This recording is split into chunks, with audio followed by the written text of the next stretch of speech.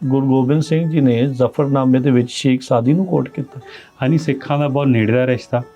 ਇੱਕ ਤਾਂ ਇਹ ਹੈ ਵੀ ਜਿਹੜਾ ਸਿੱਖਾਂ ਦਾ ਆਪਣਾ ਖਿੱਤਾ ਉੱਥੇ ਦਾ ਸਾਰਾ, ਹੁਣ ਚਲੋ ਪੰਜਾਬ ਤੁਸੀਂ ਦੇਖੋ ਵੀ ਫਿਰ ਓਬਵੀਅਸਲੀ ਇਹ ਆਥਰ ਆਪਣੇ ਆਪ ਇੰਪੋਰਟੈਂਟ ਬਣ ਜਾਂਦਾ। ਬਿਲਕੁਲ, ਵੀ ਜੇ ਸਾਡੇ ਗੁਰੂ ਸਾਹਿਬ ਨੇ ਇਹਨਾਂ ਨੂੰ ਕੋਟ ਕੀਤਾ ਆ, ਉਹ ਤੋਂ ਪਹਿਲਾਂ ਹੋਏ, ਉਹ ਤੋਂ ਪਹਿਲਾਂ ਦੀਆਂ ਇਹ ਕਿਤਾਬਾਂ ਆ ਗੁਰੂ ਸਾਹਿਬ ਤੋਂ, ਜੇ ਉਹਨਾਂ ਨੇ ਪੜ੍ਹੀ ਅਤੇ ਕੁਛ ਚੰਗਾ ਲੱਗਾ ਹੋਊਗਾ ਤਾਂ ਹੀ ਕੁਛ ਕੋਟ ਕੀਤਾ। ਹਾਂਜੀ, ਵੀ ਇਹ ਆਪਣੇ ਖਿੱਤੇ 'ਚ ਕਿਤਾਬ ਹਮੇਸ਼ਾ ਤੋਂ ਰਹੀ ਹੈ। ਜਦੋਂ ਦਾ ਇਨਫੈਕਟ ਸ਼ੇਖ ਸਾਦੀ ਹਿੰਦੁਸਤਾਨ ਆਏ ਆ ਅਤੇ ਸੋਮਨਾਥ ਦੇ ਮੰਦਰਾਂ ਤੱਕ ਗਏ ਆ, ਅਤੇ ਉਹਨੂੰ ਕ੍ਰਿਟੀਸਾਈਜ਼ ਵੀ ਕੀਤਾ ਦੂਜੀ ਬੁੱਕ 'ਚ। ਜਿਹੜੀ ਫ੍ਰੀ ਕਿਤਾਬ ਉਹ ਕੋਈ ਪੜ੍ਹਦਾ ਨਹੀਂ। ਇਹ ਇਸ ਚੀਜ਼ ਦੇ 'ਤੇ ਮੈਨੂੰ ਥੋੜ੍ਹਾ ਜਿਹਾ ਇਸ ਗੱਲੋਂ ਹਰਜ ਆ ਵੀ, ਕਿਉਂਕਿ ਫ੍ਰੀ ਸਾਰੀਆਂ ਚੀਜ਼ਾਂ ਜਦੋਂ ਹੋ ਜਾਂਦੀਆਂ ਫਿਰ ਬੰਦੇ ਨੂੰ ਉਹਦਾ ਮੁੱਲ ਨਹੀਂ ਰਹਿੰਦਾ, ਵੈਲਿਊ ਨਹੀਂ ਰਹਿੰਦੀ। ਕਿਤਾਬ ਖਰੀਦ ਕੇ ਜਿਹੜੀ ਉਹ ਜ਼ਰੂਰ ਪੜ੍ਹਨੀ ਚਾਹੀਦੀ ਆ। ਕੋਈ ਤੁਹਾਨੂੰ ਗਿਫਟ ਕਰ ਰਿਹਾ ਉਹ ਵੱਖਰੀ ਗੱਲ ਆ, ਪਰ ਇਹ ਆ ਵੀ ਉਹ ਸਟਾਲ ਇੱਦਾਂ ਨਹੀਂ ਹੋਣਾ ਚਾਹੀਦਾ ਵੀ ਉੱਥੇ ਕੋਈ ਭੇਟਾ ਨਾ ਹੋਵੇ, ਕੁਛ ਨਾ ਕੁਛ ਜਿਹੜਾ ਉਹ ਜ਼ਰੂਰ ਹੋਣਾ ਚਾਹੀਦਾ। ਕਹਿਣ ਦਾ ਮਤਲਬ ਵੀ ਕਿਤਾਬ ਮੁੜ ਮੁੱਖ ਧਾਰਾ ਦੇ ਵਿੱਚ ਵਾਪਸ ਆਈ ਹੈ ਨਾ। ਉਹਦੇ ਸੋਸ਼ਲ ਮੀਡੀਆ ਦਾ ਬਹੁਤ ਵੱਡਾ ਯੋਗਦਾਨ ਹੈ, ਇਹ 'ਚ ਕੋਈ ਸ਼ੱਕ ਨਹੀਂ। ਅਤੇ ਇੱਕ ਕਾਰਨ ਵੀ ਸੀਗਾ, ਦੁਨੀਆ ਤੋਂ ਦੂਰ ਵੀ ਗਈ। ਹਾਂਜੀ, ਨਹੀਂ ਹਾਂ ਚਲੋ ਦੋਨੋਂ ਚੀਜ਼ਾਂ ਹੀ, ਦੋਨੇ ਆ। ਬਾਕੀ ਪੜ੍ਹਨੀ ਵੀ ਸੌਖੀ ਹੋ ਗਈ। ਕਈ ਬੰਦੇ ਹੁਣ ਕਹਿੰਦੇ ਨੇ ਵੀ ਕਿਤਾਬ, ਜਿਵੇਂ ਮੈਨੂੰ ਹਾਰਡ ਕਾਪੀ ਪੜ੍ਹਨੀ ਵਧੀਆ ਲੱਗਦੀ, ਮੈਂ ਆਈ ਥਿੰਕ ਕੋਈ ਵੀ ਕਿਤਾਬ ਡਿਜੀਟਲੀ ਨਹੀਂ ਪੜ੍ਹੀ, ਮੇਰੇ ਤੋਂ ਪੜ੍ਹਨੀ ਹੁੰਦੀ। ਮੈਨੂੰ ਇਹ ਹੁੰਦਾ ਵੀ ਕਿਤਾਬ ਮੇਰੇ ਹੱਥ 'ਚ ਹੀ ਹੋਵੇ। ਕਿਸੇ ਨੂੰ ਸੌਖ ਲੱਗਦੀ, ਉਹ ਕਿਸੇ ਨੂੰ ਉਹ ਸੌਖ ਲੱਗਦੀ ਵੀ ਫੋਨ 'ਤੇ ਅਵੇਲੇਬਲ ਆਪਣੇ, ਜਾਂ ਆਡੀਓ ਬੁੱਕਸ ਆ ਗਈਆਂ, ਕਿਸੇ ਨੂੰ ਉਹ ਸੌਖੀ ਲੱਗਦੀ ਸੁਣ ਲਈਏ, ਪੜ੍ਹਨ ਦੀ ਵੀ ਸੁਣ ਲਈ, ਹੈ ਨਾ। ਸੋ ਇਹ ਇੱਕ ਸਟੱਡੀ ਆ ਜਿਹੜੀ ਸਪੈਸ਼ਲ ਕੀਤੀ ਗਈ ਵੀ ਘਰ ਦੇ ਵਿੱਚ ਕਿਤਾਬਾਂ ਪਈਆਂ ਹੋਣ, ਇੱਕ ਕਾਰਨਰ ਹੋਵੇ, ਤੁਹਾਡੇ ਨਿਆਣਿਆਂ ਦੀ ਵੋਕੈਬਲਰੀ, ਤੁਹਾਡੀ ਆਪਣੀ ਵੋਕੈਬਲਰੀ ਉਹ ਹਮੇਸ਼ਾ ਜ਼ਿਆਦਾ ਹੁੰਦੀ ਹੈ, ਚਾਹੇ ਤੁਸੀਂ ਉਹਨੂੰ ਕਦੀ ਖੋਲ੍ਹਿਆ ਵੀ ਨਾ ਹੋਵੇ ਕਿਤਾਬ। ਇਹ ਦੇਖੋ ਸਟੱਡੀ ਆ, ਕਹਿੰਦੇ ਵੀ ਇਹ ਜਾਦੂ ਹੀ ਆ ਕਿਤਾਬਾਂ ਦਾ ਤੁਹਾਡੇ। ਕਿਉਂਕਿ ਹੁਣ ਤਾਂ ਸਾਧਨ ਸੌਖੇ ਹੋ ਗਏ ਅਰਸ਼ਦੀਪ ਸਿੰਘ ਜੀ, ਵੀ ਤੁਸੀਂ ਆ ਜਾ ਸਕਦੇ ਬਹੁਤ ਸੌਖੀਆਂ ਥਾਵਾਂ ਦੇ ਉੱਤੇ, ਆਉਣਾ ਜਾਣਾ ਸੌਖਾ ਹੋ ਗਿਆ। ਪਹਿਲੋਂ ਇੱਦਾਂ ਨਹੀਂ ਸੀ, ਪਹਿਲੋਂ ਕਿਤਾਬਾਂ ਦੀ ਦੁਨੀਆ ਦੇ ਜ਼ਰੀਏ ਹੀ ਦੁਨੀਆ ਕਹਿ ਲਓ ਵੀ ਸੈਰ ਕਰਦੀ ਸੀ, ਵੀ ਆਉਂਦੇ ਸੀ ਜਾਂਦੇ ਸੀਗੇ, ਹੈ ਨਾ। ਵੀ ਉਹ ਸਤਿ ਸ੍ਰੀ ਅਕਾਲ। Punjabi radio USA, Punjabi TV USA ਦੇ ਉੱਤੇ ਆਪ ਸਭ ਦਾ ਸਵਾਗਤ ਹੈ। ਅੱਜ ਦਾ ਇੱਕ ਇਹ ਵਿਸ਼ੇਸ਼ ਪ੍ਰੋਗਰਾਮ ਜੋ ਪੰਜਾਬੀ ਰੇਡੀਓ USA ਦੇ ਵੱਲੋਂ ਇੱਕ ਨਵਾਂ ਉਪਰਾਲਾ ਕੀਤਾ ਜਾ ਰਿਹਾ ਹੈ, ਤੁਹਾਡੇ ਨਾਲ ਕਿਤਾਬ ਦੀ ਦੁਨੀਆ ਦੇ ਵਿੱਚ ਅਸੀਂ ਜਾਇਆ ਕਰਾਂਗੇ। ਇਸ ਪ੍ਰੋਗਰਾਮ ਦੇ ਜ਼ਰੀਏ ਵੱਖ-ਵੱਖ ਕਿਤਾਬਾਂ ਦੀ ਸਮੀਖਿਆ ਕਰਨ ਦੀ ਕੋਸ਼ਿਸ਼ ਹੋਊਗੀ। ਖੁਦ ਪੜ੍ਹਾਂਗੇ ਉਸ ਨੂੰ ਪਹਿਲਾਂ ਥੋੜ੍ਹਾ, ਫਿਰ ਉਸ ਦੇ ਬਾਰੇ ਜਾਂ ਉਸ ਕਹਾਣੀ ਦੇ ਬਾਰੇ, ਉਹਨਾਂ ਖਿਆਲਾਂ ਦੇ ਬਾਰੇ ਤੁਹਾਡੇ ਨਾਲ ਚਰਚਾ ਕਰਿਆ ਕਰਾਂਗੇ। ਅੱਜ ਦਾ ਸਾਡਾ ਇਹ ਪਲੇਠਾ ਪ੍ਰੋਗਰਾਮ, ਅੱਜ ਦਾ ਪਹਿਲਾ ਇਹ ਪ੍ਰੋਗਰਾਮ ਅੱਜ ਦੀ ਕਿਤਾਬ, ਇਸ ਪ੍ਰੋਗਰਾਮ ਦੇ ਵਿੱਚ ਤੁਹਾਨੂੰ ਅਸੀਂ ਸਭ ਨੂੰ ਜੀ ਆਇਆਂ ਨੂੰ ਆਖਦੇ ਹਾਂ। ਅੱਜ ਦੀ ਕਿਤਾਬ ਪ੍ਰੋਗਰਾਮ ਦੇ ਵਿੱਚ ਮੇਰੇ ਨਾਲ ਅੱਜ ਜੁੜ ਚੁੱਕੇ ਨੇ ਅਰਸ਼ਦੀਪ ਸਿੰਘ। ਇਹਨਾਂ ਦੇ ਨਾਲ ਆਪਾਂ ਇੱਕ ਬੜੀ ਦੁਨੀਆ ਦੀ ਇੱਕ ਅਹਿਮ, ਬਹੁਤ ਇੱਕ ਪੁਰਾਣੀ ਕਿਤਾਬ, ਉਸ ਦੇ ਨਾਲ ਆਪਾਂ ਸ਼ੁਰੂਆਤ ਕਰਨ ਜਾ ਰਹੇ ਹਾਂ। ਉਸ ਦੇ ਬਾਰੇ ਜਿਹੜੀ ਉਹ ਚਰਚਾ ਕਰਾਂਗੇ। ਸਭ ਤੋਂ ਪਹਿਲਾਂ ਅਰਸ਼ਦੀਪ ਸਿੰਘ ਹੁਣਾਂ ਨੂੰ ਜੀ ਆਇਆਂ ਨੂੰ ਆਖਦੇ ਹਾਂ। ਅਰਸ਼ਦੀਪ ਸਿੰਘ, ਸਵਾਗਤ ਹੈ, ਜੀ ਆਇਆਂ ਨੂੰ, ਸਤਿ ਸ੍ਰੀ ਅਕਾਲ। ਸਤਿ ਸ੍ਰੀ ਅਕਾਲ ਰਾਜਕਰਨ ਜੀ, ਸਾਰੇ ਸੁਣਨ ਦੇਖਣ ਵਾਲੇ ਸਰੋਤਿਆਂ ਨੂੰ ਵੀ ਸਤਿ ਸ੍ਰੀ ਅਕਾਲ। ਸੋ ਕਿਤਾਬ ਦੀ ਦੁਨੀਆ ਬੜੀ ਇੱਕ ਵਧੀਆ ਦੁਨੀਆ, ਆਪਾਂ ਵੱਖ-ਵੱਖ ਖਿਆਲਾਂ ਦੇ ਨਾਲ ਉਸ ਦੇ ਵਿੱਚ ਜੁੜਦੇ ਹਾਂ। ਜਿਹੜੇ ਕੋਈ ਲੋਕ ਜਿਨ੍ਹਾਂ ਨੇ ਆਪਣੇ ਖਿਆਲਾਂ ਨੂੰ ਇਹਨਾਂ ਅੱਖਰਾਂ ਦੇ ਵਿੱਚ ਪਰੋਇਆ ਹੁੰਦਾ ਆ, ਉਹਨਾਂ ਨੂੰ ਸਮਝਣ ਦੀ ਆਪਣੀ ਸਮਝ ਦੇ ਨਾਲ ਅਤੇ ਆਪਣੀ ਸਮਝ ਨੂੰ ਵਧਾਉਣ ਦੀ ਜਿਹੜੀ ਇਹਨਾਂ ਕਿਤਾਬਾਂ ਦੇ ਜ਼ਰੀਏ ਕੋਸ਼ਿਸ਼ ਹੁੰਦੀ ਹੈ। ਇੱਕ ਚੰਗਾ ਪਾਠਕ ਬਣਨਾ ਦੁਨੀਆ ਦੇ ਵਿੱਚ ਕਿਸੇ ਵੀ ਭਾਸ਼ਾ ਦਾ ਹੋਵੇ, ਚਾਹੇ ਆਪਾਂ ਪੰਜਾਬੀ ਦੀ ਜਾਂ ਅੰਗਰੇਜ਼ੀ ਦੀ ਜਾਂ ਕੋਈ ਵੀ ਹੋਰ ਹੋਵੇ, ਉਹ ਇੱਕ ਬੜਾ ਅਹਿਮ ਜ਼ਰੂਰੀ ਆ। ਬੜਾ ਦਸਤਾਵੇਜ਼ੀ ਢੰਗ ਦੇ ਨਾਲ ਇਹਨਾਂ ਚੀਜ਼ਾਂ ਲਿਖਿਆ ਜਾਂਦਾ ਆ। ਕਈ ਸਾਲ ਜਿਹੜੇ ਲੇਖਕ ਆ ਉਹ ਆਪਣੀ ਕਿਤਾਬ ਨੂੰ ਪੂਰੇ ਕਰਨ ਦੇ ਲਈ ਜਿਹੜਾ ਉਹ ਲਾ ਦਿੰਦੇ ਆ।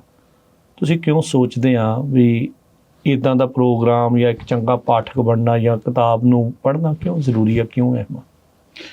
ਹਾਂਜੀ, ਨਹੀਂ ਦੇਖੋ, ਪਹਿਲਾਂ ਤਾਂ ਆਪਾਂ ਦੇਖੋ, ਆਪਾਂ ਕਹਿੰਦੇ ਪਰਮਾਤਮਾ ਕੋਲ ਅਰਦਾਸ ਕਰਦੇ ਹਾਂ ਜਿਹੜਾ ਆਪਾਂ ਅੱਜ ਕੰਮ ਸ਼ੁਰੂ ਕੀਤਾ ਹੈ, ਹੈ ਨਾ। ਸੋ ਆਪਾਂ ਨੂੰ ਬਲ ਬੁੱਧੀ ਬਖਸ਼ੇ ਅਤੇ ਆਪਣਾ ਜਿਹੜਾ ਇਹ ਲੜੀ ਚੱਲਦੀ ਰਹੇ, ਹੈ ਨਾ ਜੀ। ਇਹਦਾ ਬਹੁਤ ਹੀ ਜ਼ਰੂਰੀ ਆ ਬਈ ਤੁਹਾਨੂੰ ਤੁਹਾਡੇ ਇਤਿਹਾਸ ਬਾਰੇ ਪਤਾ ਹੋਣਾ ਚਾਹੀਦਾ, ਹੈ ਨਾ। ਮੈਨੂੰ ਲੱਗਦਾ ਵੀ ਜਿਹੜਾ ਮਨੁੱਖ ਆ, ਉਹ ਦੋ ਚੀਜ਼ਾਂ ਉਹ ਤੋਂ ਪਰੇ ਨਹੀਂ ਹੋ ਸਕਦਾ। ਦੋ ਚੀਜ਼ਾਂ ਉਹਦੇ ਲਈ ਬਹੁਤ ਹੀ ਜ਼ਿਆਦਾ ਲਾਜ਼ਮੀ ਹੈ। ਇੱਕ ਤਾਂ ਧਰਮ, ਜਿਹਦੇ ਲਈ ਤੁਸੀਂ ਚਾਹੇ ਕਿਸੇ ਵੀ ਧਰਮ 'ਚ ਤੁਸੀਂ ਆਪਦੀਆਂ ਜਿਹੜੀਆਂ ਧਾਰਮਿਕ ਕਿਤਾਬਾਂ ਨੇ ਉਹ ਪੜ੍ਹੋ, ਜਿਵੇਂ ਸਿੱਖਾਂ ਲਈ ਸ਼੍ਰੀ ਗੁਰੂ ਗ੍ਰੰਥ ਸਾਹਿਬ ਜਾਂ ਸਿਧਾਂਤ ਦਾ ਤੁਹਾਨੂੰ ਧਰਮ ਦਾ ਪਤਾ ਲੱਗਦਾ। ਹਾਂ, ਠੀਕ ਹੈ ਜੀ। ਸੋ ਜਿਹੜਾ ਤੁਹਾਡਾ ਸਪਿਰਿਚੁਅਲੀ ਤੁਹਾਨੂੰ ਜਿਹੜੀ ਚੀਜ਼ ਡਰਾਈਵ ਕਰਦੀ ਉਹ ਧਰਮ ਕਰਦਾ। ਫਿਰ ਤੁਹਾਨੂੰ ਦੇਖਣਾ ਪੈਂਦਾ ਵੀ ਫਿਰ ਹੋਰ ਮਨੁੱਖ ਨੂੰ ਕਿੱਥੋਂ ਸਿੱਖਿਆ ਮਿਲਦੀ ਹੈ? ਮਨੁੱਖ ਨੂੰ ਸਿੱਖਿਆ ਮਿਲਦੀ ਹੈ ਇਤਿਹਾਸ ਤੋਂ। ਇਤਿਹਾਸ ਆਪਾਂ ਕਿਵੇਂ ਦੇਖ ਸਕਦੇ ਹਾਂ? ਇੱਕ ਤਾਂ ਕਹਾਣੀਆਂ 'ਚ ਸੁਣ ਸਕਦੇ ਹਾਂ ਅਤੇ ਕਿਤਾਬਾਂ 'ਚ ਪੜ੍ਹ ਸਕਦੇ ਹਾਂ।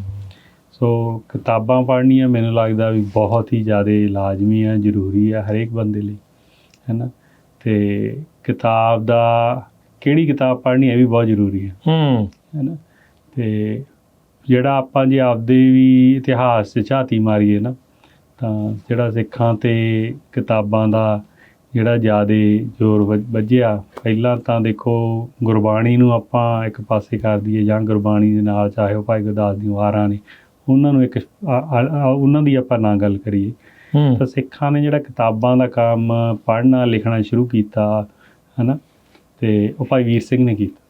ਹਾਂਜੀ, ਭਾਈ ਵੀਰ ਸਿੰਘ ਨੇ ਲਿਖਣੀਆਂ ਨਾਵਲ ਲਿਖੇ, ਸੁੰਦਰੀ ਪਹਿਲਾਂ ਨਾਵਲ ਜਾਂ ਹੈ ਨਾ, ਅਤੇ ਵਿਜੇ ਸਿੰਘ ਉਹ ਸਾਰੇ ਲਿਖਣੇ। ਫਿਰ ਸਾਨੂੰ ਪਤਾ ਲੱਗਿਆ ਵੀ ਅਸੀਂ ਕੌਣ ਹੈ ਨਾ। ਇੱਕ ਤਾਂ ਤੁਸੀਂ ਪੜ੍ਹ ਲਿਆ ਜਿਹੜੀਆਂ ਗੁਰਬਾਣੀ ਰਿਲੇਟਡ ਜਾਂ ਗੁਰਬਾਣੀ ਹਿਸਟਰੀ ਆ, ਗੁਰੂ ਸਾਹਿਬ ਦੀ ਹਿਸਟਰੀ ਆ ਉਹਦੇ ਬਾਰੇ, ਅਤੇ ਦੂਜਾ ਹੁੰਦਾ ਵੀ ਤੁਸੀਂ ਕਿਤਾਬ 'ਚੋਂ ਫਿਰ ਜਿਵੇਂ ਅੱਜ ਦੀ ਦੁਨੀਆ ਜੇ ਮੈਂ ਹੁਣ ਦੇਖਣਾ ਚਾਹਵਾਂ ਵੀ ਅੱਜ ਤੋਂ 100 ਸਾਲ ਪਹਿਲਾਂ ਸਿੱਖ ਕਿਵੇਂ ਰਹਿੰਦੇ ਸੀ, ਤਾਂ ਆਪਾਂ ਨੂੰ ਉਹਦੀ ਕਿਤਾਬ ਪੜ੍ਹਨੀ ਪੈਣੀ ਆ, ਉਹਦੀ ਕੋਈ ਲਿਖੀ ਹੋਈ ਜਿਹੜੀ ਉਦੋਂ ਦੇ ਸਮੇਂ ਨੂੰ ਦੱਸਦੀ, ਦਸਤਾਵੇਜ਼ ਦੇਖਣੇ ਪੈਣੇ। ਹਾਂਜੀ, ਹੈ ਨਾ। ਸੋ ਉਹਦੇ ਲਈ ਕਿਤਾਬ ਇਸ ਕਰਕੇ ਬਹੁਤ ਜ਼ਰੂਰੀ ਆ। ਪਰ ਸਾਡਾ ਜਿਹੜਾ ਮੈਨੂੰ ਲੱਗਦਾ ਨਾ ਜਿਹੜਾ ਖਾਸ ਕਰਕੇ ਪੰਜਾਬ ਵਾਲੇ ਪਾਸੇ ਕਿਤਾਬਾਂ ਪੜ੍ਹਨ ਦਾ ਰੁਝਾਨ ਨਾ 40 ਸਾਲ ਜਮਾਂ ਹੀ ਬੰਦ ਰਿਹਾ, ਟੋਟਲੀ ਮਿਸ ਹੋ ਗਿਆ। ਹਾਂ, ਅਤੇ ਹੁਣ ਪਿਛਲੇ 10 ਕੁ ਸਾਲਾਂ ਦੇ ਵਿੱਚ ਕਿਤਾਬਾਂ ਦੀ ਬਹੁਤ ਗੱਲ ਹੁੰਦੀ ਆ। ਮੈਂ ਆਮ ਹੀ ਦੇਖਦਾ ਇੰਟਰਵਿਊਆਂ 'ਚ ਜਾਂ ਕੋਈ ਵੱਡੇ ਵੱਡੇ ਬੰਦੇ ਕਿਸੇ ਕਿਤਾਬ ਦੀ ਗੱਲ ਕਰਦੇ ਆ, ਕਿਸੇ ਦੀ ਵੀ ਕਰ ਸਕਦੇ ਆ, ਹੈ ਨਾ। ਪਹਿਲਾਂ ਇਹ ਜੇ ਤੁਸੀਂ ਅੱਜ ਤੋਂ 20 ਸਾਲ ਪਹਿਲਾਂ ਦੀਆਂ ਦੇਖੋ ਉਹਨਾਂ ਉਹੀ ਬੰਦਿਆਂ ਦੀਆਂ ਗੱਲਾਂ, ਤਾਂ ਕਿਤਾਬ ਦੀ ਗੱਲ ਨਹੀਂ ਹੁੰਦੀ ਉੱਥੇ। ਉਹ ਆਪਦਾ ਕੋਈ ਦੱਸਦੇ ਵੀ ਆਏ ਹੁੰਦਾ ਸੀ ਜਾਂ ਜੋ ਵੀ ਵਿਸ਼ਲੇਸ਼ਣ ਸੀ। ਹੁਣ ਹਰੇਕ ਹੀ ਵਿਸ਼ਲੇਸ਼ਕ ਕੋਈ ਨਾ ਕੋਈ ਕਿਤਾਬ ਦੀ ਗੱਲ, ਉਹ ਕਹਿਣ ਦਾ ਮਤਲਬ ਵੀ ਕਿਤਾਬ ਮੁੱਖ ਧਾਰਾ ਦੇ ਵਿੱਚ ਵਾਪਸ ਆਈ ਹੈ ਨਾ। ਉਹਦੇ ਸੋਸ਼ਲ ਮੀਡੀਆ ਦਾ ਬਹੁਤ ਵੱਡਾ ਯੋਗਦਾਨ ਹੈ, ਇਹ 'ਚ ਕੋਈ ਸ਼ੱਕ ਨਹੀਂ। ਅਤੇ ਇੱਕ ਕਾਰਨ ਵੀ ਸੀਗਾ ਦੁਨੀਆ ਤੋਂ ਦੂਰ ਵੀ ਗਈ। ਹਾਂਜੀ, ਨਹੀਂ, ਹਾਂ, ਚਲੋ ਦੋਨੋਂ ਚੀਜ਼ਾਂ ਹੀ ਦੋਨੇ ਆ। ਬਾਕੀ ਪੜ੍ਹਨੀ ਵੀ ਸੌਖੀ ਹੋ ਗਈ। ਕਈ ਬੰਦੇ ਹੁਣ ਕਹਿੰਦੇ ਨੇ ਵੀ ਕਿਤਾਬ ਜਿਵੇਂ ਮੈਨੂੰ ਹਾਰਡ ਕਾਪੀ ਪੜ੍ਹਨੀ ਵਧੀਆ ਲੱਗਦੀ, ਮੈਂ ਆਈ ਥਿੰਕ ਕੋਈ ਵੀ ਕਿਤਾਬ ਡਿਜੀਟਲ ਹੀ ਨਹੀਂ ਪੜ੍ਹੀ, ਮੇਰੇ ਤੋਂ ਪੜ੍ਹ ਨਹੀਂ ਹੁੰਦੀ। ਮੈਨੂੰ ਐਂ ਹੁੰਦਾ ਵੀ ਕਿਤਾਬ ਮੇਰੇ ਹੱਥ 'ਚ ਹੀ ਹੋਵੇ। ਕਿਸੇ ਨੂੰ ਸੌਖ ਲੱਗਦੀ, ਉਹ ਕਿਸੇ ਨੂੰ ਉਹ ਸੌਖ ਲੱਗਦੀ ਵੀ ਫੋਨ 'ਤੇ ਅਵੇਲੇਬਲ ਆਪਣੇ, ਜਾਂ ਆਡੀਓ ਬੁੱਕਸ ਆ ਗਈਆਂ ਕਿਸੇ ਨੂੰ ਉਹ ਸੌਖੀ ਲੱਗਦੀ ਸੁਣ ਲਈਏ, ਪੜ੍ਹਨ ਦੀ ਵੀ ਸੁਣ ਲਈ, ਹੈ ਨਾ।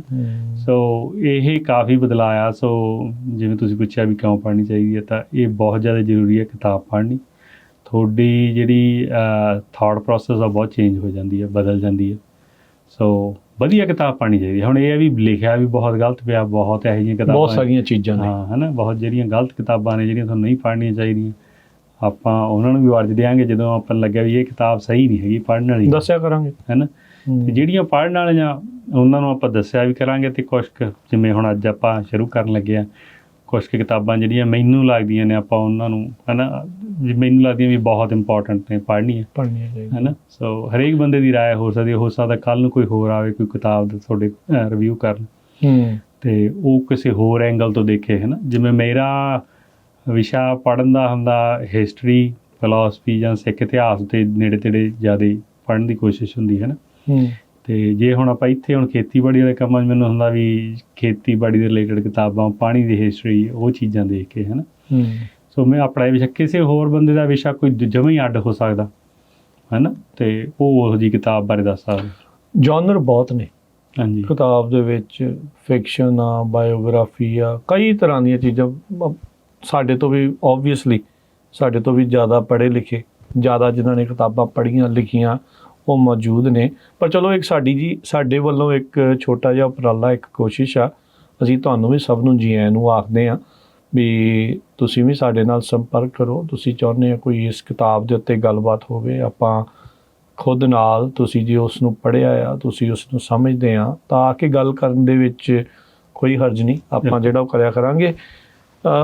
ਮੈਂ ਅਰਸ਼ਦੀਪ ਸਿੰਘ, ਚਲੋ ਕਿਤਾਬ ਵੱਲ ਨੂੰ ਆਪਾਂ ਵਧਾਂਗੇ, ਓਬਵੀਅਸਲੀ ਗੱਲ ਆ, ਪਰ ਥੋੜ੍ਹੀਆਂ ਜਿਹੀਆਂ ਕਿਤਾਬਾਂ ਬਾਰੇ ਇਸ ਲਈ ਗੱਲਾਂ ਵੀ ਕਰ ਰਹੇ ਹਾਂ ਜਿੰਨਾ ਇਸ ਟਾਈਮ ਦੁਨੀਆ ਦੇ ਵਿੱਚ ਕਾਹਲਪਨ ਆਇਆ ਆ, ਕਿਤਾਬ ਪੜ੍ਹਨ ਦੇ ਨਾਲ ਤੁਹਾਡੇ 'ਚ ਠਹਿਰਾਵ ਆਉਂਦਾ। ਹਾਂਜੀ, ਪੇਸ਼ੈਂਸ ਜਿਹੜੀ ਆ ਉਹ ਜ਼ਰੂਰੀ ਆ। ਇੱਕ ਤਾਂ ਇਹ ਆ ਵੀ ਜਦੋਂ ਤੁਸੀਂ ਕਿਹਾ ਹਾਰਡ ਕਾਪੀ, ਮੈਨੂੰ ਵੀ ਇਹੀ ਚੀਜ਼ ਚੰਗੀ ਲੱਗਦੀ ਆ। ਤੁਸੀਂ ਆਪ ਪੰਨਾ ਬਦਲ ਰਹੇ, ਆਪ ਜਿਹੜਾ ਉਹ ਪੜ੍ਹ ਰਹੇ ਆ।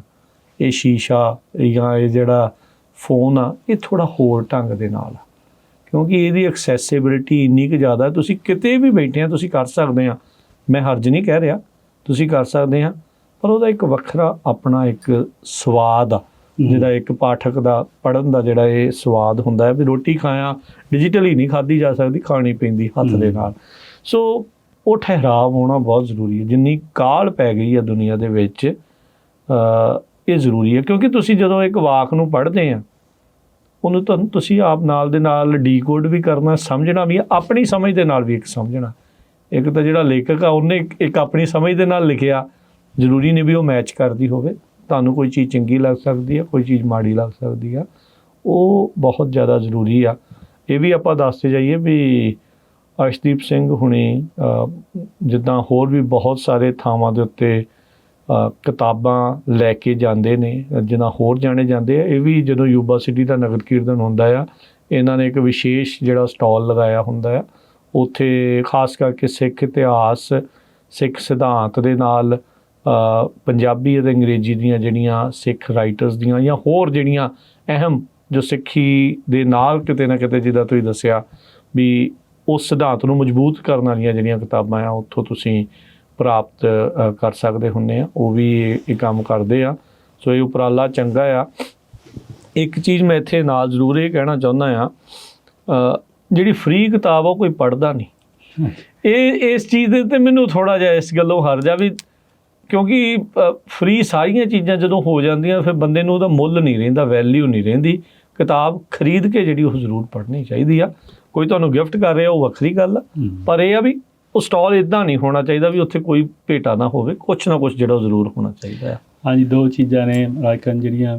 ਇੱਕ ਤਾਂ ਦੇਖੋ, ਆਪਾਂ ਕਿਤਾਬ ਦੀ ਗੱਲ ਕਰਨ ਤੋਂ ਪਹਿਲਾਂ ਇਹ ਕਹਿ ਦਈਏ ਵੀ ਆਪਾਂ ਕੋਈ ਉਹ ਸਪੈਸ਼ਲਿਸਟ ਨਹੀਂ ਹੈਗੇ। ਹਾਂਜੀ, ਬਿਲਕੁਲ ਬਿਲਕੁਲ। ਜਿਵੇਂ ਆਪਾਂ ਨੂੰ ਪੜ੍ਹ ਕੇ ਪਤਾ ਲੱਗਿਆ, ਆਪਾਂ ਉਨੀ ਕੀ ਗੱਲ ਕਰਨੀ। ਕਾਰਨ ਕਿਉਂ ਕਰ ਰਹੇ ਹਾਂ ਵੀ ਇਹ ਲੱਗਦਾ ਵੀ ਜੇ ਆਪਾਂ ਨੂੰ ਸੁਣ ਕੇ ਕਿਤਾਬ ਬਾਰੇ ਕੋਈ ਹੋਰ ਵੀ ਪੜ੍ਹੂਗਾ, ਹੈ ਨਾ। ਤੇ ਉਹੀ ਕਾਰਨ ਆ ਵੀ ਜਿਹਦਾ ਆਪਾਂ ਯੂਬਾ ਸਿਟੀ ਕਿਤਾਬਾਂ ਦਾ ਸਟਾਲ ਲਾਉਂਦੇ ਆ, ਹੈ ਨਾ, ਜਾਂ ਪੇਂਟਿੰਗਸ ਦੀ ਆਪਣੀ ਐਗਜ਼ੀਬਿਸ਼ਨ ਹੁੰਦੀ ਆ ਪਰਮ ਸਿੰਘ ਉਹਨਾਂ ਨਾਲ। ਅਤੇ ਕਿਤਾਬਾਂ ਦਾ ਫ੍ਰੀ, ਦੇਖੋ ਪਹਿਲਾਂ ਫ੍ਰੀ ਵੰਡਦੇ ਹੁੰਦੇ ਸੀ ਕਿਤਾਬਾਂ, ਹੈ ਨਾ। ਹੁੰਦਾ ਕੀ ਸੀ ਵੀ ਇੰਨਾ ਖੇਚਲ ਕਰਕੇ ਕਿਤਾਬ ਉੱਥੋਂ ਮੰਗਾਉਣੀ, ਇੱਥੇ ਦੇਣੀ। ਉਹ ਬੰਦੇ ਲੈ ਜਾਂਦੇ ਸੀ ਜਿਨ੍ਹਾਂ ਨੇ ਕਦੇ ਨਹੀਂ ਪੜ੍ਹਨੀ ਹੁੰਦੀ ਸੀ, ਕਿਉਂਕਿ ਪਈ ਆ ਵੀ ਫ੍ਰੀ ਮਿਲ ਰਹੀ ਆ। ਅਤੇ ਜਦੋਂ ਚਾਹੇ ਉਹ ਥੋੜ੍ਹੀ ਆ, ਬਹੁਤ ਥੋੜ੍ਹੀ ਭੇਟਾ ਹੁੰਦੀ, $10-20 ਤੋਂ ਮੈਨੂੰ ਲੱਗਦਾ ਉੱਪਰ ਕੋਈ ਕਿਤਾਬ ਹੀ ਨਹੀਂ ਹੁੰਦੀ। ਅਤੇ 5, 10, 15, $20 ਦੀਆਂ, ਹੈ ਨਾ। ਅਤੇ ਉਹਦੇ ਨਾਲ ਫਿਰ ਉਹ ਬੰਦੇ ਲੈ ਜਾਂਦੇ ਆ ਜਿਨ੍ਹਾਂ ਦੀ ਪੜ੍ਹਨ ਦੀ ਇੱਛਾ ਹੋਵੇ। ਬਿਲਕੁਲ, ਹੈ ਨਾ। ਦੂਜਾ ਇਹ ਹੋ ਜਾਂਦਾ ਵੀ ਮੈਂ ਇਹ ਵੀ ਦੱਸਦਾ ਚਾਹਾਂ ਵੀ ਕਿਤਾਬਾਂ ਵਾਲੀ ਸੇਵਾ ਹੀ ਆ ਉਹ। ਹਰੇਕ ਵਾਰ ਇਹ ਨਹੀਂ ਗਾ ਵੀ ਉਹ ਪੈਸੇ ਬਣਾਉਣ ਦਾ ਕੋਈ ਸਾਧਨ ਆ, ਪਰ ਉਹਦੇ ਨਾਲ ਇਹ ਹੋ ਜਾਂਦਾ ਵੀ ਜਿੰਨੀ ਕੁ ਮਾਇਆ ਇਕੱਠੀ ਹੁੰਦੀ ਆ ਉਹ ਵਾਪਸ ਭੇਜ ਕੇ ਪੰਜਾਬ ਉਹ 'ਤੇ ਹੋਰ ਕਿਤਾਬਾਂ ਛਪ ਜਾਂਦੀਆਂ। ਹਾਂਜੀ, ਹੈ ਨਾ। ਪਬਲਿਸ਼ਰ ਨੂੰ ਅਤੇ ਜਿਹੜਾ ਆਥਰ ਹੁੰਦਾ, ਲੇਖਕ ਹੁੰਦਾ, ਉਹਨੂੰ ਫਾਇਦਾ, ਉਹਨੂੰ ਮਾਇਕ ਸਹਾਇਤਾ ਮਿਲੂਗੀ ਤਾਂ ਹੀ ਕੰਮ ਚਲਾਊ। ਬਿਲਕੁਲ, ਕਿਉਂਕਿ ਦੇਖੋ ਉਹਨਾਂ ਨੇ ਵੀ ਆਪਦੀ ਉਪਜੀਵਕਾ ਚਲਾਉਣੀ ਹੈ। ਜਿਹੜਾ ਬੰਦਾ ਕਿਤਾਬ ਲਿਖਦਾ, ਹੈ ਨਾ, ਇੰਨਾ ਜ਼ੋਰ ਲਾ ਕੇ, ਅਤੇ ਉਹਦੇ ਲਈ ਫਿਰ ਉਹਦੀ ਬਹੁਤ ਮਦਦ ਹੋ ਜਾਂਦੀ ਹੈ। ਸੋ ਕਿਤਾਬਾਂ ਪੜ੍ਹਨੀਆਂ ਜ਼ਰੂਰੀ, ਮੈਨੂੰ ਤਾਂ ਲੱਗਦਾ ਬਹੁਤ ਜ਼ਰੂਰੀ ਹੈ। ਅੱਛਾ, ਇੱਕ ਸਟੱਡੀ ਆ, ਆਪਾਂ ਕਿਤਾਬ ਵੱਲ ਨੂੰ ਵਧਾਂਗੇ। ਇੱਕ ਸਟੱਡੀ ਆ ਜਿਹੜੀ ਸਪੈਸ਼ਲ ਕੀਤੀ ਗਈ ਵੀ ਘਰ ਦੇ ਵਿੱਚ ਕਿਤਾਬਾਂ ਪਈਆਂ ਹੋਣ, ਇੱਕ ਕਾਰਨਰ ਹੋਵੇ, ਤੁਹਾਡੇ ਨਿਆਣਿਆਂ ਦੀ ਵੋਕੈਬਲਰੀ, ਹਾਂਜੀ, ਤੁਹਾਡੀ ਆਪਣੀ ਵੋਕੈਬਲਰੀ, ਉਹ ਹਮੇਸ਼ਾ ਜ਼ਿਆਦਾ ਹੁੰਦੀ ਹੈ, ਚਾਹੇ ਤੁਸੀਂ ਉਹਨੂੰ ਕਦੀ ਖੋਲ੍ਹਿਆ ਵੀ ਨਾ ਹੋਵੇ ਕਿਤਾਬ। ਇਹ ਦੇਖੋ ਸਟੱਡੀ ਆ, ਕਹਿੰਦੇ ਵੀ ਇਹ ਜਾਦੂ ਹੀ ਆ ਕਿਤਾਬਾਂ ਦਾ। ਤੁਹਾਡੇ ਘਰ ਦੇ ਵਿੱਚ ਹੋਣਾ, ਇੱਕ ਨੁੱਕਰ ਹੋਣੀ, ਨਿਆਣਿਆਂ ਨੇ ਛੋਟੇ ਹੁੰਦਿਆਂ ਤੋਂ ਦੇਖਣਾ ਵੀ ਇਹ ਮੌਜੂਦ ਆ। ਇਹ ਉਹ ਤੋਂ ਬੰਦੇ ਨੂੰ ਡਰ ਨਹੀਂ ਲੱਗਦਾ, ਕਿਉਂਕਿ ਕਈ ਵਾਰੀ ਕਿਤਾਬ ਪੜ੍ਹਨਾ ਬੰਦੇ ਨੂੰ ਬੜਾ ਇੱਦਾਂ ਲੱਗਦਾ ਯਾਰ ਓਵਰਵੈਲਮਿੰਗ ਜਿਹਾ ਕੰਮ ਆ, ਮੈਂ ਕਿੱਦਾਂ ਕਰੂੰਗਾ, ਕਿਵੇਂ ਕਰੂੰਗਾ। ਸੋ ਹਾਂਜੀ, ਇਹ ਗੱਲ ਤਾਂ ਜਿਵੇਂ ਬਹੁਤ ਇੱਥੇ ਸਟੱਡੀਜ਼ ਛਪੀਆਂ ਨੇ, ਹੈ ਨਾ, ਕੇਸ ਸਟੱਡੀਜ਼ ਵੀ ਹੋਈਆਂ ਨੇ। ਅਤੇ ਹੋਰ ਵੀ ਜਿਵੇਂ ਇੱਕ ਹੋਰ ਚੀਜ਼ ਦੇਖੋ ਵੀ ਜਿਹੜੇ ਕੋਈ ਬਹੁਤ ਹੀ ਜ਼ਿਆਦਾ ਸਕਸੈਸਫੁਲ ਬੰਦੇ ਆ ਨਾ, ਜਦੋਂ ਉਹਦੀ ਇੰਟਰਵਿਊ ਸੁਣਦੇ ਆ, ਉਹਨਾਂ ਨੇ ਆਲਮੋਸਟ ਹਰੇਕ ਬੰਦਾ ਕਹਿੰਦਾ ਵੀ ਸਾਡੇ ਘਰ ਦੇ ਵਿੱਚ ਕਿਤਾਬਾਂ ਸੀ ਬਹੁਤ, ਜਾਂ ਹੁਣ ਵੀ ਨੇ। ਜਾਂ ਉਹ ਟੌਪ 5 ਕਿਤਾਬਾਂ ਦੱਸ ਰਿਹਾ ਹੁੰਦਾ ਵੀ ਆਹ ਪੜ੍ਹੋ, ਵੀ ਆਹ ਮੇਰੀਆਂ ਫੇਵਰੇਟ ਕਿਤਾਬਾਂ ਨੇ। ਕਿਤਾਬਾਂ ਨੇ। ਕਿਉਂ ਇੰਨਾ ਵੱਡਾ ਰਿਲੇਸ਼ਨ ਕਿਉਂ ਆ ਉਹ ਕਿਤਾਬ ਦਾ ਤੇ ਬੰਦੇ ਦਾ ਸਕਸੈਸਫੁਲ ਹੋਣ ਦਾ? ਕਿਸੇ ਕਿਤੇ 'ਚ ਵੀ ਹੋ ਸਕਦਾ ਉਹ ਹਾਂਜੀ successful, ਹੈ ਨਾ। ਤੇ ਪਰ ਕਿਤਾਬ ਉਸ ਹਿਸਾਬ ਨਾਲ ਫਿਰ ਕਿਤਾਬ ਬਹੁਤ ਜ਼ਿਆਦਾ ਜ਼ਰੂਰੀ ਆ। ਮੈਂ ਜਿਵੇਂ ਤੁਸੀਂ ਇੱਕ ਕੇਸ ਸਟੱਡੀ ਦੀ ਗੱਲ ਕੀਤੀ ਆ, ਕਾਫੀ ਦੇਰ ਪਹਿਲਾਂ ਇੱਕ ਪੜ੍ਹੀ ਸੀਗੀ ਵੀ ਉਹ ਕੋਈ ਬੀਬੀ ਪ੍ਰੈਗਨੈਂਟ ਸੀਗੀ, ਹੈ ਨਾ, ਅਤੇ ਉਹਨਾਂ ਨੇ ਕਿਤਾਬ ਪੜ੍ਹਦੇ ਸੀ ਉਹ। ਠੀਕ ਹੈ ਜੀ। ਅਤੇ ਉਦੋਂ ਬਾਅਦ 'ਚ ਚਲੋ ਬੇਬੀ ਹੋਇਆ, ਉਹ 4-6 ਮਹੀਨੇ ਦਾ ਹੋਇਆ ਜਦੋਂ ਰੜਨ ਕਰਨ ਲੱਗਿਆ। ਤਾਂ ਉਹ ਕਹਿੰਦੀ ਵੀ ਮੈਂ ਬਾਰ-ਬਾਰ ਨੋਟਿਸ ਕੀਤਾ ਵੀ ਇਹ ਉਹੀ ਕਿਤਾਬ ਚੱਕਦੀ ਸੀ ਜ਼ਿਆਦਾ ਵੀ ਜਿਹੜੀ ਮੈਂ ਪੜ੍ਹਦੀ ਸੀ ਜਿਸ ਟਾਈਮ 'ਤੇ ਉਹ ਉਹਦੇ ਗਰਭ 'ਚ ਸੀ। ਹਾਂ, ਸੋ ਕਿਤਾਬ ਦਾ ਦੇਖੋ ਬਹੁਤ ਵੱਡਾ ਜਾਦੂ ਆ। ਜੇ ਉਹ ਜਿਹੜਾ ਬੱਚਾ ਅਜੇ ਜਨਮਿਆ ਵੀ ਨਹੀਂਗਾ ਉਹਦੇ 'ਤੇ ਇੰਨਾ ਪ੍ਰਭਾਵ ਹੋ ਸਕਦਾ, ਜਿਹਨੂੰ ਪੜ੍ਹਨਾ ਹੀ ਨਹੀਂ ਪਤਾ ਕੀ ਆ। ਤੁਰੇ ਫਿਰਦੇ ਹਾਂ ਆਪਾਂ ਅਤੇ ਆਪਾਂ ਕਿਤਾਬ ਪੜ੍ਹਦੇ ਹਾਂ ਅਤੇ ਆਪਣੇ 'ਤੇ ਤਾਂ ਪ੍ਰਭਾਵ ਹੋਊਗਾ ਹੀ ਹੋਊਗਾ। ਦੇਖੋ ਤੁਹਾਡਾ ਦੁਨੀਆ ਦੇ ਪ੍ਰਤੀ ਨਜ਼ਰੀਆ, ਜਿਨ੍ਹਾਂ ਦੇ ਬਾਰੇ ਤੁਸੀਂ ਪੜ੍ਹ ਰਹੇ ਆ ਜਾਂ ਜਿਨ੍ਹਾਂ ਦੀ ਸੋਚ ਬਾਰੇ ਪੜ੍ਹ ਰਹੇ ਆ, ਜਿਹੜੇ ਉਹ ਇਲਾਕੇ ਦੇ ਵਿੱਚ ਸੀਗੇ, ਉਹਨਾਂ ਬਾਰੇ ਜਿਹੜਾ ਉਹ ਜਾਣਨ ਦਾ ਤੁਹਾਨੂੰ ਨਵਾਂ ਮੌਕਾ ਮਿਲਦਾ। ਕਿਉਂਕਿ ਹੁਣ ਤਾਂ ਸਾਧਨ ਸੌਖੇ ਹੋ ਗਏ ਅਰਸ਼ਦੀਪ ਸਿੰਘ ਜੀ, ਵੀ ਤੁਸੀਂ ਆ ਜਾ ਸਕਦੇ ਬਹੁਤ ਸੌਖੀਆਂ ਥਾਵਾਂ ਦੇ ਉੱਤੇ, ਆਉਣਾ ਜਾਣਾ ਸੌਖਾ ਹੋ ਗਿਆ।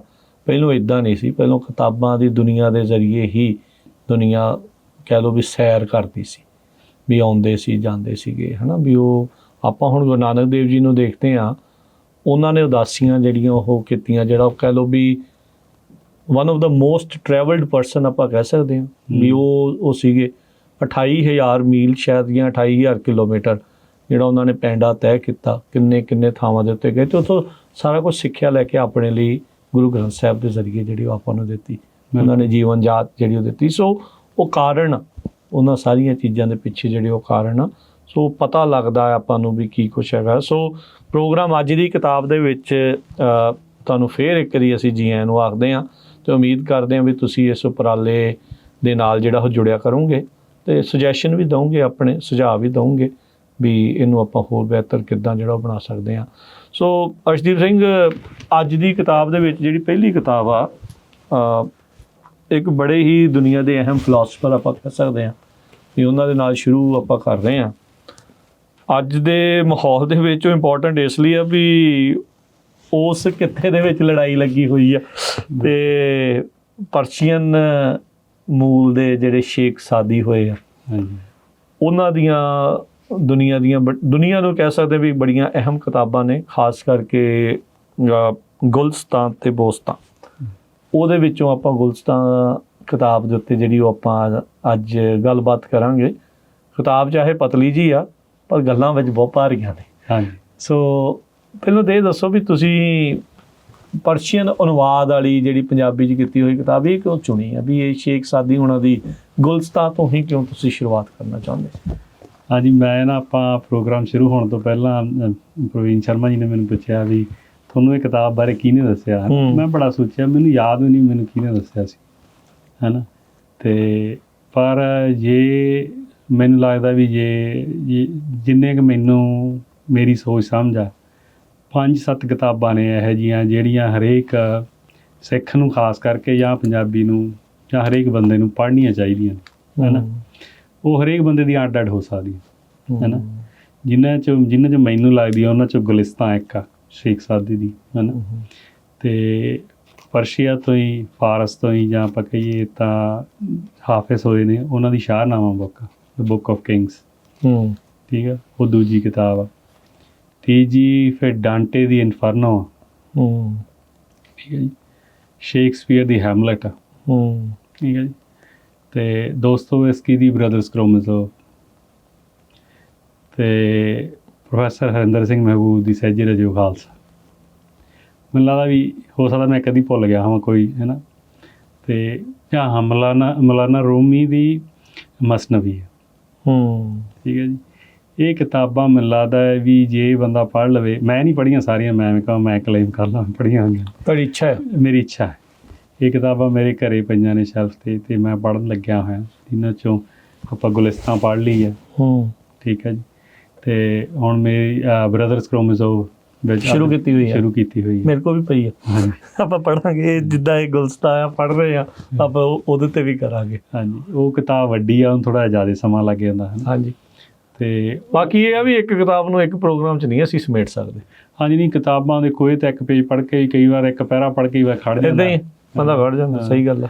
ਤੇ ਜੇ ਕਿਸੇ ਨੇ ਇੱਕ ਸਹਿਜੇ ਰਚਿਓ ਖਾਲਸਾ ਪੜ੍ਹੀ ਆ ਉਹ ਵਾਕਿਆ ਸਹਿਜ ਵਾਲੀ ਆ, ਉਹ 'ਚ ਸਹਿਜ ਬਹੁਤ ਆ। ਹਾਂ, ਤੇ ਉਹ ਬੰਦਾ ਇੱਕ ਪੇਜ ਪੜ੍ਹ ਕੇ ਵੀ ਆਇਆ ਹੋ ਜਾਂਦਾ। ਮੈਨੂੰ ਇੱਕ ਬੰਦਾ ਮਿਲਿਆ, ਉਹ ਕਹਿੰਦਾ ਵੀ ਇੱਕ ਪੇਜ ਪੜ੍ਹ ਕੇ ਭਾਈ ਉਲਟੀਆਂ ਵਾਲਾ ਕੰਮ ਹੋ ਜਾਂਦਾ ਵੀ ਬੰਦੇ ਨੂੰ ਪਤਾ ਲੱਗਦਾ ਕਿੱਥੇ ਕਿਵੇਂ ਅਬਜ਼ਰਵ ਕਰਾਂ ਮੈਂ ਇਹਨੂੰ, ਹੈ ਨਾ, ਇੰਨਾ ਕੁਛ। ਹਾਂ, ਤੇ ਸੋ ਇਹ ਜੇ ਬੰਦੇ ਨੂੰ ਕਿਤਾਬਾਂ ਪੜ੍ਹਨੀਆਂ, ਸੋ 6-7 ਕਿਤਾਬਾਂ ਇਹ ਆ ਜਿਹੜੀਆਂ ਪੜ੍ਹਦੇ ਹਾਂ ਆਪਾਂ, ਹੈ ਨਾ। ਦੇਖੋ ਲੱਖਾਂ ਕਰੋੜਾਂ ਦੀ ਸੰਖਿਆ 'ਚ ਕਿਤਾਬਾਂ ਨੇ। ਹਾਂਜੀ, ਕੁਛ ਕੁ ਕਿਤਾਬਾਂ ਨੇ ਜਿਹੜੀਆਂ ਇਹ ਦੁਨੀਆ ਦੀਆਂ ਜਿਹੜੀਆਂ 5-6 ਕਿਤਾਬਾਂ ਆਪਾਂ ਗੱਲ ਕੀਤੀ, ਚਲੋ ਸਹਿਜੇ ਰਚਿਓ ਖਾਲਸਾ ਸਿੱਖਾਂ ਦੀ ਕਿਤਾਬ ਆ। ਬਾਕੀ ਜਿਹੜੀਆਂ 5-6 ਕਿਤਾਬਾਂ ਦੀ ਗੱਲ ਕੀਤੀ ਆ, ਦੁਨੀਆ 'ਚ ਸਾਰੇ ਹੀ ਲਗਭਗ ਬੰਦੇ ਜਿਹੜੇ ਕਿਤਾਬਾਂ ਪੜ੍ਹਦੇ ਉਹਨਾਂ ਨੂੰ ਇਹਨਾਂ ਕਿਤਾਬਾਂ ਬਾਰੇ ਪਤਾ, ਜਾਂ ਜੇ ਉਹਨਾਂ ਨੇ ਨਹੀਂ ਵੀ ਪੜ੍ਹੀਆਂ ਫੇਮਸ ਨੇ, ਹੈ ਨਾ, ਇੰਪੋਰਟੈਂਟ ਕਿਤਾਬਾਂ ਨੇ। ਇਹਨਾਂ ਨੂੰ ਅੰਗਰੇਜ਼ੀ 'ਚ ਐਪਿਕ ਕਹਿੰਦੇ, ਜਿਹੜਾ ਐਪਿਕਸ 'ਚ ਬੁੱਕਸ ਦੀ ਕੈਟਾਗਰੀ 'ਚ ਇਹ ਆਉਂਦੀਆਂ ਨੇ, ਹੈ ਨਾ। ਤੇ ਸੋ ਆਪਾਂ ਨੂੰ ਪੜ੍ਹਨੀਆਂ ਚਾਹੀਦੀਆਂ ਨੇ। ਦੇਖੋ ਵੀ ਜਿਵੇਂ ਤੁਸੀਂ ਹੁਣ ਕਿਹਾ ਵੀ ਇਹ ਇੰਟਰਸਟਿੰਗ ਇਹ ਆ ਵੀ ਫਾਰਸ ਦੀ ਆ, ਪਰਸ਼ੀਆ ਦੀ ਆ, ਉੱਥੇ ਲੜਾਈ ਲੱਗੀ ਆ, ਸ਼ਿਰਾਜ 'ਤੇ ਅਟੈਕ ਹੋਇਆ, ਸ਼ਿਰਾਜ 'ਤੇ ਸ਼ੇਖ ਸਾਦੀ ਦਾ ਜਨਮ ਹੋਇਆ, ਹੈ ਨਾ, 1210। ਹਾਂ, ਤੇ ਦੇਖੋ ਵੀ 900 ਸਾਲ ਪੁਰਾਣੀ ਕਿਤਾਬ, 750। ਹਾਂ ਸੌਰੀ 1277 ਚ ਲਿਖੀ ਆ, 750 ਤਾਂ ਵੀ ਘੱਟ ਨਹੀਂ ਆ। 8 ਸਦੀਆਂ ਹੋ ਜਾਂਦੀਆਂ ਕਰੀਬ। ਤੇ ਕਿਤਾਬ ਪੜ੍ਹ ਕੇ ਐਂ ਲੱਗਦਾ ਵੀ ਅੱਜ ਦੀ ਵੀ ਗੱਲ ਕਰੀ ਜਾਂਦੇ ਆ, ਵੀ ਮੌਜੂਦਾ ਦੌਰ ਆ। ਹਾਂ, ਵੀ ਅੱਜ ਦੇ ਵੀ ਜੇ ਕਿਤੇ ਉੱਥੇ ਨੇੜੇ ਤੇੜੇ ਪੜ੍ਹਾਈ ਜਾਵੇ ਤਾਂ ਕਹਿਣਾ ਵੀ ਹਾਂ ਅੱਜ ਵੀ ਇਹੀ ਕੁਝ ਹੋ ਰਿਹਾ। ਵੀ ਇਹ ਕਿਤਾਬ ਫਿਲਾਸਫੀ ਦੀ ਹੈ। ਇਹ ਫਿਲਾਸਫੀ ਦੀ ਆ, ਦੱਸਿਆ ਵੀ ਕਿਵੇਂ ਰਹਿਣਾ, ਹੈ ਨਾ, ਹਿਊਮਨ ਨੇਚਰ ਦੱਸੀ ਹੈ। ਹਾਂਜੀ, ਸਾਰਿਆਂ ਬਾਰੇ ਅੱਡ ਅੱਡ, ਜਿਵੇਂ 8 ਚੈਪਟਰ ਨੇ ਕਿਤਾਬ ਦੇ, ਹੈ ਨਾ। ਤੇ ਚਲੋ ਆਪਾਂ ਡਿਟੇਲ ਜਾਵਾਂਗੇ। ਹਰੇਕ ਚੈਪਟਰ ਦੀ ਇੱਕ ਖਾਸੀਅਤ ਆ। ਜਿਵੇਂ ਚੈਪਟਰ ਪਹਿਲਾ ਜਿਹੜਾ ਅਧਿਆਇ ਆ ਉਹਦਾ ਹੈਗਾ ਵੀ ਰਾਜਿਆਂ ਬਾਰੇ, ਰਾਜ ਹੀ ਕਿਹੋ ਜਿਹੇ ਹੋਣੇ ਚਾਹੀਦੇ ਆ। ਉਸ ਟਾਈਮ ਦੌਰ ਰਾਜਿਆਂ ਦਾ ਸੀਗਾ, ਹੁਣ ਤਾਂ ਡੈਮੋਕ੍ਰੇਸੀ ਆ। ਡੈਮੋਕ੍ਰੇਸੀ ਫਿਰ ਹੁਣ ਅੱਜ ਦਾ ਜੇ ਆਪਾਂ ਕਹਦੇ ਵੀ ਚੀਫ ਮਿਨਿਸਟਰ ਕਿਹੋ ਜਿਹਾ ਹੋਣਾ ਚਾਹੀਦਾ, ਪ੍ਰਾਈਮ ਮਿਨਿਸਟਰ, ਪ੍ਰੈਜ਼ੀਡੈਂਟ ਕਿੱਦਾਂ ਦਾ ਹੋਣਾ ਚਾਹੀਦਾ, ਉਹ 'ਚ ਕੀ ਗੁਣ ਹੋਣੇ ਚਾਹੀਦੇ, ਹੈ ਨਾ। ਸੋ ਉਹਦੀ ਗੱਲ ਕੀਤੀ ਆ। ਸੋ ਜਿਹੜੀ ਖਾਸੀਅਤ ਆ ਮੌਲਾਨਾ ਰੂਮੀ ਦੀ ਵੀ ਇਹੀ ਆ, ਸ਼ੇਖ ਸਾਦੀ ਦੀ ਵੀ ਇਹੀ ਆ, ਵੀ ਇਹ ਨਾ ਜਿਹੜੀ ਗੱਲ ਸਮਝਾਉਣੀ ਹੁੰਦੀ ਆ, ਇੱਕ ਬੜੀ ਵਧੀਆ ਤਰੀਕੇ ਨਾਲ ਛੋਟੀ ਜਿਹੀ ਕਹਾਣੀ ਲਿਖ ਕੇ ਤੁਹਾਨੂੰ ਫਿਰ ਦੱਸਦੇ ਵੀ ਹਾਂ ਇਹ ਕਹਾਣੀ ਦਾ ਮੋਰਲ ਤਾਂ ਇਹ ਆ। ਕਿਉਂ ਕਹਾਣੀ ਇਹ ਵੀ ਨਹੀਂ ਕਿ ਵੀ ਕੋਈ ਵੀ ਕਹਾਣੀ 50 ਪੇਜਾਂ ਦੀ ਆ, ਇੱਕ 2-2 ਪੈਰੇ। ਕਿੰਨੇ ਪੇਜ ਦੀ ਕਿਤਾਬ? ਇਹ 150 ਸਫ਼ੇ ਦੀ ਕਿਤਾਬ ਆ, 138 ਸਫ਼ਿਆਂ ਦੀ। ਤੇ ਇਹਦੇ 'ਚ ਇਹ ਅਨੁਵਾਦ ਹੋ ਕੇ, ਇਹ ਅਨੁਵਾਦ ਹੋ ਕੇ ਪੰਜਾਬੀ 'ਚ। ਕਿਹਨਾਂ ਨੇ ਕੀਤਾ ਇਸ ਦਾ ਅਨੁਵਾਦ? ਜਿਹੜਾ ਇਹਨਾਂ ਦਾ ਅਨੁਵਾਦ ਆ ਇਹ ਡਾਕਟਰ ਗੁਰਦੇਵ ਸਿੰਘ ਬੰਦੋਹਲ ਨੇ ਕੀਤਾ, ਹੈ ਨਾ। ਲਾਹੌਰ ਬੁੱਕ ਸ਼ਾਪ ਨੇ ਛਾਪੀ ਹੈ। ਪਰ ਇਹਦੇ ਅਨੁਵਾਦ ਇੰਗਲਿਸ਼ 'ਚ ਵੀ ਹੋਇਆ, ਹੈ ਨਾ। ਜੇ ਕੋਈ ਇੰਗਲਿਸ਼ 'ਚ ਪੜ੍ਹਨਾ ਚਾਹੁੰਦਾ ਤਾਂ ਇੰਗਲਿਸ਼ ਵੀ ਪੜ੍ਹ ਸਕਦਾ। ਆਪਾਂ ਨੂੰ ਨੈਨਦੀਪ ਸਿੰਘ ਹੁਣੀ ਮਿਲੇ ਸੀ ਥੋੜ੍ਹੇ ਦਿਨ ਪਹਿਲਾਂ, ਦੇਖ ਲਓ ਵੀ ਉਹਨਾਂ ਨੇ ਕਿਹਾ ਮੈਂ ਫਾਰਸੀ 'ਚ ਪੜ੍ਹੀ ਆ। ਉਹ ਫਾਰਸੀ ਜਾਣਦੇ। ਹਾਂ, ਤੇ ਉਹਨਾਂ ਨੇ ਇੱਕ ਹੋਰ ਫੈਕਟ ਦੱਸਿਆ ਵੀ ਗੁਰੂ ਗੋਬਿੰਦ ਸਿੰਘ ਜੀ ਨੇ ਜ਼ਫਰਨਾਮੇ ਦੇ ਵਿੱਚ ਸ਼ੇਖ ਸਾਦੀ ਨੂੰ ਕੋਟ ਕੀਤਾ। ਹਾਂਜੀ, ਸਿੱਖਾਂ ਦਾ ਬਹੁਤ ਨੇੜੇ ਦਾ ਰਿਸ਼ਤਾ। ਇੱਕ ਤਾਂ ਇਹ ਹੈ ਵੀ ਜਿਹੜਾ ਸਿੱਖਾਂ ਦਾ ਆਪਣਾ ਖਿੱਤਾ ਉੱਥੇ ਦਾ ਸਾਰਾ, ਹੁਣ ਚਲੋ ਪੰਜਾਬ ਤੁਸੀਂ ਦੇਖੋ ਵੀ ਫਿਰ ਓਬਵੀਅਸਲੀ ਇਹ ਆਥਰ ਆਪਣੇ ਆਪ ਇੰਪੋਰਟੈਂਟ ਬਣ ਜਾਂਦਾ। ਬਿਲਕੁਲ, ਵੀ ਜੇ ਸਾਡੇ ਗੁਰੂ ਸਾਹਿਬ ਨੇ ਇਹਨਾਂ ਨੂੰ ਕੋਟ ਕੀਤਾ ਆ, ਉਹ ਤੋਂ ਪਹਿਲਾਂ ਹੋਏ, ਉਹ ਤੋਂ ਪਹਿਲਾਂ ਦੀਆਂ ਇਹ ਕਿਤਾਬਾਂ ਆ ਗੁਰੂ ਸਾਹਿਬ ਤੋਂ, ਜੇ ਉਹਨਾਂ ਨੇ ਪੜ੍ਹੀ ਹੈ ਤੇ ਕੁਝ ਚੰਗਾ ਲੱਗਾ ਹੋਊਗਾ ਤਾਂ ਹੀ ਕੁਝ ਕੋਟ ਕੀਤਾ। ਹਾਂਜੀ, ਨਹੀਂ ਇਹ ਆਪਣੇ ਖਿੱਤੇ 'ਚ ਕਿਤਾਬ ਹਮੇਸ਼ਾ ਤੋਂ ਰਹੀ ਹੈ। ਜਦੋਂ ਦਾ ਇਨਫੈਕਟ ਸ਼ੇਖ ਸਾਦੀ ਹਿੰਦੁਸਤਾਨ ਆਏ ਆ ਤੇ ਸੋਮਨਾਥ ਦੇ ਮੰਦਰਾਂ ਤੱਕ ਗਏ ਆ, ਤੇ ਉਹਨੂੰ ਕ੍ਰਿਟੀਸਾਈਜ਼ ਵੀ ਕੀਤਾ ਦੂਜੀ ਬੁੱਕ 'ਚ, ਤੇ ਵੀ ਉੱਥੇ ਜੋ ਕੁਝ ਹੋ ਰਿਹਾ ਸੀ ਉਸ ਸਮੇਂ, ਹੈ ਨਾ। ਤੇ ਉਸ ਤੋਂ ਬਾਅਦ 'ਚ ਜਿਹੜਾ ਆਪਣਾ ਖਿੱਤਾ ਈਰਾਨ ਦੇ ਨਾਲ ਲੱਗਦਾ ਆਪਣੇ, ਤੇ ਈਰਾਨ ਦਾ ਜਿਹੜਾ ਅੱਜ ਦਾ ਮਾਡਰਨ ਈਰਾਨ ਆ, ਤੇ ਉਹਦੇ ਵਿਚਾਲੇ ਇਕੱਲਾ ਬਲੋਚਿਸਤਾਨ ਹੀ ਸੀਗਾ। ਆਪ ਜਿਹੜਾ ਹੁਣ ਮੌਜੂਦਾ ਪਾਕਿਸਤਾਨ, ਉਹ ਪੰਜਾਬ ਦਾ ਹੀ ਹਿੱਸਾ ਸੀ। ਇਹ ਸਾਰਾ ਕਿੱਤਾ ਇਕੱਠਾ ਹੀ ਸੀਗਾ। ਪਾਕਿਸਤਾਨ ਜਦੋਂ ਆਪਣਾ ਦੇਖੋ ਬਲੋਚ ਤੱਕ ਸਿੱਖ ਰਾਜ ਸੀਗੇ, ਤੇ ਉਦੋਂ ਬਲੋਚ ਆ ਜਾਂਦੇ ਸੀ, ਬਲੋਚਾਂ ਵਾਲਿਆਂ ਤੋਂ ਪਰਲੇ ਪਾਸੇ ਈਰਾਨ ਸੀਗਾ, ਹੈ ਨਾ। ਸੋ ਆਮ ਹੀ ਜਾਂਦੇ, ਉੱਥੋਂ ਤਾਂ ਹਮਲਾਵਰ ਆਉਂਦੇ ਰਹੇ ਆ ਦਿੱਲੀ ਤੱਕ। ਬਿਲਕੁਲ, ਉਧਰ ਉਹੀ ਰਾਹ ਸੀਗਾ। ਹਾਂ, ਘੋੜੇ ਚੜ੍ਹ ਕੇ ਜਾਂ ਉੱਧਰ ਦੀ ਆਉਂਦੇ ਸੀ ਜਾਂ ਇੱਧਰ ਆਉਂਦੇ ਸੀ, ਅਫਗਾਨਿਸਤਾਨ ਵਾਲੇ ਪਾਸੇ ਆਉਂਦੇ ਸੀ। ਤੇ ਸੋ ਆਪਣਾ ਤਾਂ ਬਹੁਤ ਨੇੜੇ ਦਾ ਰਿਸ਼ਤਾ। ਸੋ ਇਹ ਕਿਤਾਬਾਂ ਆਪਣੇ ਖਿੱਤੇ ਵਿੱਚ ਬਹੁਤ ਹੀ ਜ਼ਿਆਦਾ ਪੜ੍ਹੀਆਂ ਗਈਆਂ ਨੇ, ਅਨੁਵਾਦ ਹੋਏ ਨੇ, ਹੈ ਨਾ। ਸੋ ਜੇ ਆਪਾਂ ਜਦੋਂ ਆਪਾਂ ਦਿੱਲੀ ਟੱਪ ਜਾਂਦੇ ਹਾਂ, ਉੱਥੇ ਕਿਤਾਬਾਂ ਘੱਟ ਜਾਂਦੀਆਂ ਨੇ। ਉਹਦਾ ਕਾਰਨ ਕੀ ਹੈ? ਕਿਉਂਕਿ ਸਾਡੇ ਕਨੈਕਸ਼ਨ ਇੱਧਰਲੇ ਖਿੱਤੇ ਨਾਲ ਜ਼ਿਆਦਾ ਆ। ਆਪਣਾ ਇਤਿਹਾਸ ਵੀ ਆ ਇਹਨਾਂ ਦੇ ਨਾਲ, ਤੇ ਇਸ ਲਈ ਇਹ ਚੀਜ਼ ਜ਼ਰੂਰੀ ਆ। ਕਿੱਦਾਂ ਲਿਖੀ ਗਈ ਹੈ ਕਿਤਾਬ ਆ ਇਹ? ਹੁਣ ਜਿੱਦਾਂ ਵਾਰਤਕ ਹੁੰਦੀ ਆ, ਕਵਿਤਾ ਹੁੰਦੀ ਆ, ਸੋ ਇਹ ਕਾਫੀ ਮਿਕਸ ਆ ਇਹ ਕਿਤਾਬ। ਮੈਂ ਵੀ ਜਿੰਨੀ ਕੁ ਜਿਹੜੀ ਅਜੇ ਤੱਕ ਪੜ੍ਹੀ, ਸਾਰੀ ਨਹੀਂ ਮੈਂ ਪੜ੍ਹੀ, ਮੈਂ ਜਿੰਨੀ ਕੁ ਜਿਹੜੀ ਇਹ ਪੜ੍ਹੀ ਆ, ਸੋ ਕਰੇਤਾ, ਫਿਰ ਕਹਾਣੀ ਆ, ਫਿਰ ਹੋਰ ਬਹੁਤ ਕੁਛ ਹੈ ਇਸ ਦੇ ਵਿੱਚ। ਤਾਂ ਵਿੱਚ ਨਾ ਸ਼ੇਅਰ ਨੇ, ਤੇ ਕਿਉਂਕਿ ਜਿਹੜਾ ਸੂਫੀਜ਼ਮ ਉਦੋਂ ਬਹੁਤ ਪ੍ਰਚਲਿਤ ਸੀਗਾ। ਗੋਲਡਨ ਐਰਾ ਚੱਲ ਰਿਹਾ ਸੀ ਉਦੋਂ ਪਰਸ਼ੀਅਨ ਲਿਟਰੇਚਰ ਦਾ, ਜਦੋਂ ਜਿਸ ਟਾਈਮ ਤੇ ਇਹਨਾਂ ਨੇ ਕਿਤਾਬ ਲਿਖੀ ਆ। ਹਾਂਜੀ, ਤੇ ਇੱਕ ਜਿਹੜਾ ਸ਼ਿਰਾਜ਼ ਆ ਪਹਿਲਾਂ, ਜਿਹੜਾ ਹੁਣ ਈਰਾਨ ਦੀ ਜਾਂ ਪੁਰਾਣਾ ਪਰਸ਼ੀਆ ਹੁਣ ਨਵਾਂ ਈਰਾਨ ਆ, ਉਹਦੀ ਰਾਜਧਾਨੀ ਹੁਣ ਤਹਿਰਾਨ ਆ। ਪਹਿਲਾਂ ਤਾਂ ਜਿਹੜਾ ਪਰਸ਼ੀਆ ਸੀ ਉਹਦੀ ਰਾਜਧਾਨੀ ਸ਼ਿਰਾਜ਼ ਸੀ। ਸ਼ਿਰਾਜ਼ ਨੂੰ ਕਹਿੰਦੇ ਆ ਵੀ ਕਿਤਾਬ 'ਚ ਵੀ ਕਿੰਨੀ ਜਗ੍ਹਾ ਲਿਖਿਆ ਵੀ ਬਹੁਤ ਹੀ ਸੋਹਣਾ ਸੀਗਾ। ਉੱਥੇ ਝਰਨੇ ਸੀ, ਉੱਥੇ ਪਾਣੀ ਦੀਆਂ ਝੀਲਾਂ ਸੀ, ਉੱਥੇ ਦਾ ਆਬੋ ਹਵਾਸ ਬਹੁਤ ਵਧੀਆ ਸੀ। ਸੋ ਜਦੋਂ ਇੰਨੀਆਂ ਚੀਜ਼ਾਂ ਵਧੀਆ ਆਉਂਦੀਆਂ ਨੇ ਤਾਂ ਫਿਰ ਉਹਦੇ ਨਾਲ ਇੱਕ ਰਾਜਧਾਨੀ ਸੀ ਐਡੇ ਵੱਡੀ ਸਿਵਲਾਈਜੇਸ਼ਨ ਦੀ, ਤਾਂ ਉਹਦੇ ਵਿੱਚ ਫਿਰ ਬੰਦੇ ਵੀ ਉਹੋ ਜਿਹੀ ਪੈਦਾ ਹੁੰਦੇ ਆ। ਇਹ ਗੱਲ। ਅੱਛਾ, ਇਹਨਾਂ ਦਾ ਪੂਰਾ ਨਾਂ ਕੀ ਸੀ? ਇਹਨਾਂ ਦਾ ਨਾਂ ਸੀਗਾ, ਦੇਖੋ ਹੁਣ ਮੁਸਲਮਾਨਾਂ ਦੇ ਨਾਮ ਥੋੜ੍ਹੇ ਜਿਹੇ ਹੋ ਜਾਂਦੇ ਨੇ, ਇਹ ਮੈਂ ਤੁਹਾਨੂੰ ਪੜ੍ਹ ਕੇ ਦੱਸਦਾ। ਨਾਮ ਇਹਨਾਂ ਦੇ ਦੇਖੋ 2-3 ਬੰਦਿਆਂ ਨੇ ਅੱਡ ਅੱਡ ਲਿਖੇ ਨੇ, ਹੈ ਨਾ। ਠੀਕ ਹੈ। ਤੇ ਜਿਹੜਾ ਸਾਧੀ ਆ, ਸਾਧ ਦਾ ਤਾਂ ਮਤਲਬ ਵੀ ਹੁੰਦਾ ਵੀ ਲੱਕੀ, ਜਿਹਨੂੰ ਆਪਾਂ ਕਹਿੰਦੇ ਆ ਕਿਸਮਤ ਵਾਲਾ। ਉਹ ਤਾਂ ਇਹਨਾਂ ਤਖੱਲੁਸ ਜੁੜਿਆ ਮਗਰੋਂ, ਹੈ ਨਾ, ਬਾਅਦ 'ਚ ਜੁੜਿਆ। ਹਾਂ, ਸ਼ੇਖ ਸਾਦੀ। ਤੇ ਜਿਹਦੇ ਨਾਮ ਨਾਲ ਜ਼ਿਆਦਾ ਜਾਣੇ ਗਏ ਹੈ। ਬਿਲਕੁਲ ਜੀ। ਜਿਵੇਂ ਹੁਣ ਇਹਨਾਂ ਦਾ ਨਾਮ 3 ਨਾਮ ਦਿੱਤੇ ਅੱਡ ਅੱਡ ਰਾਈਟਰਾਂ ਨੇ, ਜਿਵੇਂ ਮੁਸੱਲਹੁਦੀਨ ਬਿਨ ਅਬਦੁੱਲਾ, ਹੈ ਨਾ, ਜਾਂ ਗਿਆਸੁਲ ਲੁਗਾਤ ਲੁਖਾਜ਼ ਫਿਰੋਜ਼ੀ, ਹੈ ਨਾ, ਜਾਂ ਪੁਰਾਤਨ ਲਿਖਤ 'ਚ ਇੱਕ ਜਗ੍ਹਾ ਇਹਨਾਂ ਨੂੰ ਮੁਸ਼ਰਫੀਦੀਨ ਬਿਨ ਸਲਾਹੁਦੀਨ ਅਬਦੁੱਲਾ ਵੀ ਲਿਖਿਆ ਗਿਆ, ਹੈ ਨਾ। ਸ਼ਿਰਾਜ਼ੀ ਇਹਨਾਂ ਦਾ ਤਖੱਲਸ ਵੀ ਸੀਗਾ ਕਿਉਂਕਿ ਸ਼ਿਰਾਜ਼ ਤੋਂ ਸੀਗਾ। ਹਾਂਜੀ। ਤੇ ਸ਼ੇਖ ਸਾਦੀ ਦਾ ਨਾਮ ਮੈਨੂੰ ਲੱਗਦਾ ਵੀ ਨਾ ਬਹੁਤ ਜ਼ਿਆਦਾ ਸਿੱਖਾਂ ਨੇ ਸੁਣਿਆ। ਉਹਦਾ ਕਾਰਨ ਇਹ ਹੈ ਵੀ ਸੰਤ ਸਿੰਘ ਮਸਕੀਨ ਨੇ ਆਪਦੀਆਂ ਕਥਾਵਾਂ 'ਚ ਜਦੋਂ ਕਥਾ ਕਰਦੇ ਸੀ ਤਾਂ ਸ਼ੇਖ ਸਾਦੀ, ਮੌਲਾਨਾ ਰੂਮੀ ਤੇ ਹਾਫਿਜ਼ ਦੀਆਂ ਬਹੁਤ ਕਹਾਣੀਆਂ ਸੁਣਾਉਂਦੇ ਨੇ ਆਪਦੀ ਕਥਾ 'ਚ। ਇਹ ਫਿਲਾਸਫੀ ਦੇ ਥੰਮ ਨੇ। ਹਾਂਜੀ, ਇਹਨਾਂ ਨੇ ਤੁਹਾਨੂੰ ਦੱਸਿਆ ਵੀ ਕਿਵੇਂ ਰਹਿਣਾ, ਹੈ ਨਾ, ਜੀਵਨ ਜਾਂਚ ਬਾਰੇ ਗੱਲਾਂ ਇਹਨਾਂ ਨੇ ਕੀਤੀਆਂ। ਬਿਲਕੁਲ, ਹਾਂ। ਦੇਖੋ ਇਹ ਜਿਹੜੀ ਇਹ ਚੀਜ਼ ਪੜ੍ਹਦੇ ਹਾਂ ਆਪਾਂ ਕਿਤੇ, ਫੇਰ ਦੂਜੀ ਕਿਤਾਬ ਜਿਹੜੀ ਮੈਂ ਹੁਣੇ ਫਿਨਿਸ਼ ਕੀਤੀ ਥੋੜ੍ਹਾ ਚਿਰ ਪਹਿਲਾਂ, ਪ੍ਰਕਾਸ਼ਨਾ, ਪ੍ਰੋਫੈਸਰ ਪੂਰਨ ਸਿੰਘ ਦੀ, ਅਤੇ ਕਿਤਾਬਾਂ 'ਚ ਤੁਹਾਨੂੰ ਸਿਮਿਲੈਰਿਟੀਜ਼ ਦੇਖਣ ਨੂੰ ਮਿਲਦੀਆਂ ਨੇ, ਹੈ ਨਾ। ਪ੍ਰਕਾਸ਼ਨਾ ਸੀਗੀ ਵੀ ਉਹ ਬੁੱਧਿਸਟ ਪ੍ਰਿੰਸੈਸ ਦੀ ਕਹਾਣੀ ਸੀਗੀ, ਜਿੱਥੇ ਜਿਹੜਾ ਉਹਦਾ ਪਤੀ, ਜਿਹਦੇ ਨਾਲ ਉਹਦਾ ਵਿਆਹ ਹੋਣਾ ਪ੍ਰਿੰਸੈਸ ਦਾ, ਉਹਨੂੰ ਜਿਹੜਾ ਰਾਜਾ ਬਣਨ ਦਾ ਚਾਂਸ ਮਿਲਦਾ, ਉਹ ਕਹਿੰਦਾ ਨਹੀਂ, ਮੈਂ ਹਜੇ ਇਹਦੇ ਲਈ ਰੈਡੀ ਨਹੀਂ ਹੈਗਾ, ਹੈ ਨਾ। ਫਿਰ ਉਹ ਸੁਮੇਰ ਪਰਬਤ ਜਾਂਦਾ, ਉੱਥੇ ਰਹਿੰਦਾ, ਹੈ ਨਾ, ਅਤੇ ਉੱਥੇ ਕਿੰਨਾ ਚਿਰ ਰਹਿੰਦਾ, ਫਿਰ ਉਹ ਚੀਜ਼ਾਂ ਸਿੱਖਦਾ, ਆਪਦੀ ਭਗਤੀ ਕਰਦਾ, ਜਿਵੇਂ ਵੀ ਉਹ ਸਟੋਰੀ ਹੈ। ਉਵੇਂ ਦੇਖੋ ਇੱਥੇ ਹੈ, ਸ਼ੇਖ ਸਾਦੀ ਉੱਥੇ ਸ਼ਿਰਾਜ਼ ਨਹੀਂ ਰਿਹਾ, ਸ਼ਿਰਾਜ਼ ਤੋਂ ਫਿਰ ਚੱਲਿਆ। ਘੱਟੋ ਘੱਟ 25-30 ਸਾਲ ਦਾ ਸਫ਼ਰ ਹੈ ਇਹਨਾਂ ਦਾ, ਜਿਹੜਾ ਹੁਣ ਦਾ ਸਾਰਾ ਮਿਡਲ ਈਸਟ ਆਇਆ ਇਹਨਾਂ ਨੇ ਤੁਰ ਕੇ। ਬਗਦਾਦ ਮਦਰਸੇ 'ਚ ਪੜ੍ਹੇ ਨੇ ਕਿੰਨਾ ਚਿਰ, ਹੈ ਨਾ, ਅਤੇ ਫਿਰ ਹੁਣ ਦੇ ਤੁਰਕੀ, ਅਫਗਾਨਿਸਤਾਨ, ਜਿੰਨੇ ਉੱਧਰਲੇ ਮੁਲਕ ਨੇ, ਹਿੰਦੁਸਤਾਨ, ਹੈ ਨਾ, ਅਤੇ ਸੋਮਨਾਥ ਦੇ ਮੰਦਿਰ ਤੱਕ ਆਏ। ਫਿਰ ਇੱਥੋਂ ਵਾਪਸ ਹੁੰਦੇ ਹੋਏ ਲਾਹੌਰ ਤੋਂ ਇੱਧਰੋਂ ਵਾਪਸ ਗਏ ਨੇ। ਅਤੇ ਉਦੋਂ ਬਾਅਦ ਦੇ ਵਿੱਚ ਜਦੋਂ ਇੰਨਾ ਐਕਸਪੀਰੀਅੰਸ ਹੋ ਗਿਆ, ਫਿਰ ਕਿਤਾਬ ਲਿਖਣੀ ਸ਼ੁਰੂ ਕੀਤੀ। ਉਸੇ ਵੇਲੇ ਨਹੀਂ, ਬਾਅਦ ਦੇ ਵਿੱਚ। ਹਾਂ, ਫਿਰ ਜਦੋਂ ਕਿਤਾਬ ਲਿਖਣੀ ਸੀ, ਫਿਰ ਤਾਂ ਉੱਥੇ ਇਹ ਸੀਗਾ ਵੀ ਜਦੋਂ ਉਹਨਾਂ ਨੇ ਕਿਹਾ ਇਹਨਾਂ ਦੇ ਜਿਵੇਂ ਕਿਤਾਬ ਕਿੱਥੋਂ ਸ਼ੁਰੂ ਹੋਈ ਆ, ਹੈ ਨਾ। ਹਾਂਜੀ, ਆਪ ਦੱਸਿਆ ਉਹਨਾਂ ਨੇ ਉਹਦੇ ਵਿੱਚ ਵੀ ਕਿਉਂ ਮੈਂ ਲਿਖੀ ਆ। ਹਾਂਜੀ, ਆਪਦੇ ਦੋਸਤ ਨਾਲ ਜਿਹੜਾ ਉਹ ਗੱਲਬਾਤ ਕਰਦੇ ਸੀ। ਤਾਂ ਉਦੋਂ ਪਹਿਲਾਂ ਦੇਖੋ ਇਹਦੀਆਂ ਹੋਰ ਵੀ ਕਿਤਾਬਾਂ ਨੇ, ਗੁਲਿਸਤਾਨ, ਬੋਸਤਾਨ, ਗੁਲਿਸਤਾਨ ਦੇ ਬੋਸਤਾਨ ਬਹੁਤ ਜ਼ਿਆਦਾ ਫੇਮਸ ਹੋਈਆਂ। ਹਾਂਜੀ, ਆਪਾਂ ਗੁਲਿਸਤਾਨ ਦੀ ਗੱਲ ਕਰ ਰਹੇ ਹਾਂ। ਹਾਂਜੀ, ਅੱਜ ਆਪਾਂ ਗੁਲਿਸਤਾਨ ਦੀ ਗੱਲ ਕਰ ਰਹੇ ਹਾਂ। ਬਾਈ ਕਰੀਮਾ, 5 ਮਜਲਸੇ, ਨਸੀਹਤਨਾਮਾ, ਹੈ ਨਾ, ਕਾਫੀ ਕਿਤਾਬਾਂ ਲਿਖੀਆਂ ਨੇ ਇਹਨਾਂ ਨੇ, ਹੈ ਨਾ। ਇਹਨਾਂ ਦੀ ਉਮਰ ਵੀ ਕਹਿੰਦੇ ਵੀ 102 ਸਾਲ ਦੇ ਨੇੜੇ ਤੇੜੇ ਆ, ਹੈ ਨਾ। ਅਤੇ ਇਹ ਕਹਿੰਦੇ ਵੀ ਜਦੋਂ ਇੱਕ ਆਪਦੇ ਮਿੱਤਰ ਨਾਲ ਕਹਿੰਦੇ ਮੈਂ ਬਾਗ ਵਿੱਚ ਗੇੜਾ ਕੱਢ ਰਿਹਾ ਸੀਗਾ, ਹਾਂਜੀ, ਹੈ ਨਾ, ਤਾਂ ਉਹ ਕਹਿੰਦਾ ਵੀ ਕਿਉਂ ਲਿਖੀ ਕਿਤਾਬ, ਉਹਦੇ ਬਾਰੇ ਦੱਸਿਆ ਇਹਨਾਂ ਨੇ ਭੂਮਿਕਾ। ਉਹ ਕਹਿੰਦੇ ਵੀ ਬੜਾ ਸੋਹਣਾ ਬਾਗ ਆ। ਉਹਦੇ ਮਿੱਤਰ ਨੇ ਕਹਿੰਦੇ ਮੈਨੇ ਇੰਨੀਆਂ ਸਿਫਤਾਂ ਕੀਤੀਆਂ ਵੀ ਦੇਖ ਕਿੰਨਾ ਸੋਹਣਾ ਬਾਗ, ਕਿੰਨੇ ਫੁੱਲ ਲੱਗੇ ਆ, ਅਤੇ ਵੀ ਕਿੰਨੀ ਸੋਹਣੀ ਖੁਸ਼ਬੂ ਆ ਰਹੀ ਆ, ਹੈ ਨਾ।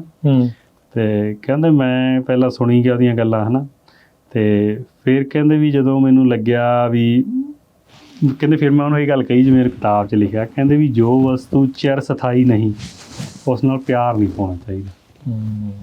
ਉਹ ਕਹਿੰਦੇ ਵੀ ਕਹਿਣ ਦਾ ਮਤਲਬ ਵੀ ਇਹ ਫੁੱਲ ਤਾਂ ਇਹ ਐਵੇਂ ਨੇ, ਚਲੇ ਜਾਣੇ ਨੇ, ਝੜ ਜਾਣੇ ਆ, ਹੈ ਨਾ। ਅਤੇ ਫਿਰ ਕਹਿੰਦੇ ਉਹਨਾਂ ਨੇ ਇਹ ਕਿਹਾ ਵੀ ਮੈਂ ਇੱਕ ਪੁਸਤਕ ਲਿਖਾਂਗਾ, ਗੁਲਿਸਤਾਨ ਲਿਖਾਂਗਾ, ਜਿਸ ਦੇ ਵਰਕਿਆਂ ਨੂੰ ਪਤਝੜ ਮੌਸਮ ਨੂੰ ਵੀ ਨਸ਼ਟ ਕਰਨ ਦੀ ਹਿੰਮਤ ਨਹੀਂ ਪਵੇਗੀ। ਆਪਾਂ 750 ਸਾਲ ਬਾਅਦ ਗੱਲ ਕਰ ਰਹੇ ਹਾਂ। ਬਸ 750 ਚਿਰ ਸਥਾਈ। ਹਾਂ, ਚਿਰ ਸਥਾਈ, ਹੈ ਨਾ। ਅਤੇ ਇਹ ਸੁਣ ਕੇ ਉਹ ਕਹਿੰਦਾ ਵੀ ਉਹਦੇ ਮਿੱਤਰ ਨੇ ਕਿਹਾ ਵੀ ਹਾਂ ਤੂੰ ਲਿਖ ਦੇਣੀ ਹੈ, ਕਿਉਂਕਿ ਤੂੰ ਜੋ ਗੱਲ ਕਹਿਣਾ ਉਹ ਤੂੰ ਕਰ ਦੇਣਾ। ਫਿਰ ਕਹਿੰਦੇ ਵੀ ਉਦੋਂ ਬਾਅਦ 1277 ਦੇ ਵਿੱਚ ਜਾ ਕੇ ਇਹ ਕਿਤਾਬ ਪੂਰੀ ਹੋਈ ਉਹਨਾਂ ਦੀ, ਗੁਲਸਤਾਂ। ਹਾਂ। ਤੇ ਹੁਣ ਇਹਦੇ ਦੇਖੋ 8 ਪਾਰਟ, 8 ਚੈਪਟਰ ਨੇ, ਜਾਂ ਅੰਗਰੇਜ਼ੀ ਕਹਿ ਦਈਏ ਜਾਂ ਕਿਹੜੇ ਨੇ ਇਹ ਦੱਸੋ ਦੇਖੋ। ਪਹਿਲਾ ਜਿਹੜਾ ਹੈਗਾ ਉਹ ਹੈਗਾ ਬਾਦਸ਼ਾਹ ਦੇ ਸੁਭਾਅ ਬਾਰੇ, ਵੀ ਬਾਦਸ਼ਾਹ ਕਿਹੋ ਜਿਹੇ ਹੋਣੇ ਚਾਹੀਦੇ, ਠੀਕ, ਲੀਡਰ ਕਿੱਦਾਂ ਦਾ ਹੋਵੇ। ਦੂਜਾ ਹੈਗਾ ਸਾਧੂ ਸੰਤਾਂ ਦੇ ਸੱਭਿਆਚਾਰ ਬਾਰੇ, ਵੀ ਸਾਧੂ ਸੰਤ ਕਿਹੋ ਜਿਹੇ ਹੁੰਦੇ, ਕਿੱਦਾਂ ਰਹਿੰਦੇ ਆ, ਕਿਵੇਂ ਰਹਿੰਦੇ ਆ, ਹਨਾ, ਕਿਹਨੂੰ ਸਾਧੂ ਕਹਿ ਸਕਦੇ ਆ। ਦੇਖੋ ਇਹ ਅੱਜ ਹਰੇਕ ਹੀ ਸੰਤ ਆਪਣੀ ਕਿਹਾ ਜਾਂਦਾ ਹੈ। ਹਾਂ। ਤੇ ਤੀਜਾ ਹੈਗਾ ਸਬਰ ਸੰਤੋਖ ਦੀ ਉੱਚਤਾ ਬਾਰੇ, ਠੀਕ ਹੈ ਜੀ। ਚੌਥਾ ਹੈਗਾ ਚੁੱਪ ਰਹਿਣ ਦੇ ਲਾਭਾਂ ਤੇ ਗੁਣਾਂ ਬਾਰੇ, ਹੈ ਨਾ। ਇਹ ਮੇਰੇ ਜਾਣੀ ਕਿ ਫੇਵਰੇਟ ਚੈਪਟਰਾਂ ਚੋਂ ਇੱਕ ਆ ਜਾਂਦਾ ਇਸ ਕਿਤਾਬ ਦਾ। ਪੰਜਵਾਂ ਪਿਆਰ ਤੇ ਜਵਾਨੀ ਬਾਰੇ, ਛੇਵਾਂ ਬੁਢਾਪੇ ਤੇ ਕਮਜ਼ੋਰੀ ਬਾਰੇ, ਸੱਤਵਾਂ ਹੈਗਾ ਸਿੱਖਿਆ ਤੇ ਪ੍ਰਭਾਵ ਬਾਰੇ, ਤੇ ਅੱਠਵਾਂ ਹੈਗਾ ਸੰਗਤ ਦੇ ਫਲ ਤੇ ਬੁੱਧੀ ਬਾਰੇ। ਜੇ ਓਵਰਆਲ ਦੇਖਿਆ ਜਾਵੇ, ਨਿਚੋੜ ਇਹ ਆ ਵੀ ਜਿੱਦਾਂ ਦਾ ਆਪਣਾ ਜੀਵਨ ਜਾਚ ਯੂਨੀਵਰਸਲ ਤਰੀਕੇ ਦੇ ਨਾਲ ਹੋਣਾ ਚਾਹੀਦਾ ਆ। ਤੇ ਇਹ ਫਿਰ ਉਹੀ ਆ ਯੂਨੀਵਰਸਲ ਹਿਊਮਨ ਵੈਲਿਊਜ਼, ਜੇ ਅੰਗਰੇਜ਼ੀ 'ਚ ਕਹਿਣਾ ਹੋਵੇ ਇਹਨਾਂ ਨੂੰ, ਵੀ ਮੋਰਲ ਐਥਿਕਸ। ਆਪਾਂ ਦੇਖੋ ਜਦੋਂ ਆਪਾਂ ਛੋਟੇ ਸੀਗੇ ਆਪਣੀਆਂ ਕਿਤਾਬਾਂ ਦੇ ਵਿੱਚ ਐਥਿਕਸ ਤੇ ਮੋਰਲ ਦਾ ਬੜੀਆਂ ਕਹਾਣੀਆਂ ਹੁੰਦੀਆਂ ਸੀ, ਉਹਨਾਂ ਤੋਂ ਕਈ ਕੁਛ ਬੱਚਿਆਂ ਨੂੰ ਇਸੇ ਤਰੀਕੇ ਦੇ ਨਾਲ ਸਿਖਾਇਆ ਜਾਂਦਾ, ਚਾਹੇ ਓਨੈਸਟੀ ਆ, ਇਮਾਨਦਾਰੀ ਆ, ਸੱਚੀ ਕਿੱਦਾਂ ਰਹਿਣਾ, ਮਿਹਨਤ ਕਿੱਦਾਂ ਕਰਨੀ, ਇੱਦਾਂ ਦੀਆਂ ਸਾਰੀਆਂ ਚੀਜ਼ਾਂ ਛੋਟੀਆਂ ਛੋਟੀਆਂ ਆ। ਸੋ ਇਹ ਕਿਤਾਬ ਦੇ ਵਿੱਚ ਇਸੇ ਤਰੀਕੇ ਦੇ ਨਾਲ ਹੀ ਦੁਨੀਆ ਨੂੰ ਸਮਝਾਉਣ ਦੀ ਕੋਸ਼ਿਸ਼ ਹੈ। ਹਾਂਜੀ, ਦੇਖੋ ਜਿਹੜੀ ਇਹ ਇੱਕ ਹੋਰ ਚੀਜ਼ ਨੋਟਿਸ ਕਰਨ ਵਾਲੀ ਹੈ ਵੀ ਜਦੋਂ ਉਹ ਆਪਣੇ ਵੀ ਇਹ ਗੱਲ ਬਹੁਤ ਪ੍ਰਚਲਿਤ ਆ ਵੀ ਕਿਤਾਬ ਲਿਖਣ ਤੋਂ ਜਾਂ ਵੱਡਾ ਕੋਈ ਵੀ ਕੰਮ ਕਰਨ ਤੋਂ ਪਹਿਲਾਂ ਪਰਮਾਤਮਾ ਦਾ ਨਾਮ ਲੈਂਦੇ ਜੀ। ਇੱਥੇ ਵੀ ਇਹਨਾਂ ਨੇ ਜਿਹੜੀ ਭੂਮਿਕਾ 'ਚ ਲਿਖਿਆ ਵੀ ਵਾਹਿਗੁਰੂ ਦੇ ਹੁਕਮ ਨਾਲ ਜਾਂ ਅੱਲਾ ਦੇ ਹੁਕਮ ਨਾਲ, ਵੀ ਮੈਂ ਰੱਬ ਦੇ ਹੁਕਮ ਨਾਲ ਇਹ ਕਿਤਾਬ ਲਿਖੀ ਹੈ, ਹਨਾ। ਸੋ ਉਦੋਂ ਬਾਅਦ 'ਚ ਫਿਰ ਉਹ ਜਦੋਂ ਪਹਿਲੇ ਚੈਪਟਰ ਦੀ ਗੱਲ ਕਰਦੇ, ਗੁਲਿਸਤਾਨ ਦੀ ਗੱਲ ਕਰਦੇ ਆ, ਹਨਾ। ਤੇ ਗੁਲਿਸਤਾਨ 'ਚ ਵੀ ਕਿਹੋ ਜਿਹਾ ਗੁਲਿਸਤਾਨ ਹੋਊਗਾ, ਤਾਂ ਉੱਥੇ ਜਿਹੜੀ ਇੱਕ ਆਹ ਛੋਟੀ ਜਿਹੀ ਕਹਾਣੀ ਹੈ, ਮੈਂ ਤੁਹਾਨੂੰ ਦੱਸ ਦਾਂ, ਉਹ ਤੋਂ ਪਤਾ ਲੱਗ ਗਿਆ ਵੀ ਹੋਰ ਕਿਹੋ ਜਿਹੀਆਂ ਹੁੰਦੀਆਂ ਨੇ, ਹਨਾ। ਕਿੱਤਾ ਇੱਕ ਛੋਟਾ ਜਿਹਾ ਚੋ ਕਹਿੰਦਾ ਵੀ ਭਾਵੇਂ ਸਿਆਣਿਆਂ ਅੱਗੇ ਮੌਨ ਧਾਰਨਾ ਸਿਆਣਪ ਹੈ, ਵੀ ਸਿਆਣੇ ਬੰਦਾ ਜੇ ਕੋਈ ਬੋਲ ਰਿਹਾ ਤਾਂ ਉਹਦੇ ਮੂਹਰੇ ਚੁੱਪ ਰਹਿਣਾ ਸਿਆਣਪ ਹੈ, ਪਰ ਲੋੜ ਪੈਣ ਤੇ ਬੋਲਣ ਦਾ ਉਪਾਅ ਕਰਨਾ ਠੀਕ ਹੁੰਦਾ ਹੈ, ਪਰ ਲੋੜ ਜਿੱਥੇ ਪੈਂਦੀ ਉੱਥੇ ਬੋਲਣਾ ਵੀ ਚਾਹੀਦਾ, ਠੀਕ ਹੈ ਜੀ। ਉਹ ਕਹਿੰਦੇ ਅਕਲ ਲਈ 2 ਗੱਲਾਂ ਘਟੀਆ ਹਨ, ਸਹੀ ਨਹੀਂ ਹੈਗੀਆਂ ਅਕਲ ਲਈ 2 ਗੱਲਾਂ। ਕਿਹੜੀਆਂ ਨੇ ਉਹ? ਇੱਕ ਤਾਂ ਬੋਲਣ ਵੇਲੇ ਮੂੰਹ ਬੰਦ ਰੱਖਣਾ, ਜਦੋਂ ਬੋਲਣਾ ਉਹਦੀ ਚੁੱਪ ਕੀਤੇ ਰਹਿਣਾ, ਤੇ ਦੂਜੀ ਚੁੱਪ ਰਹਿਣ ਵੇਲੇ ਬੋਲਣਾ।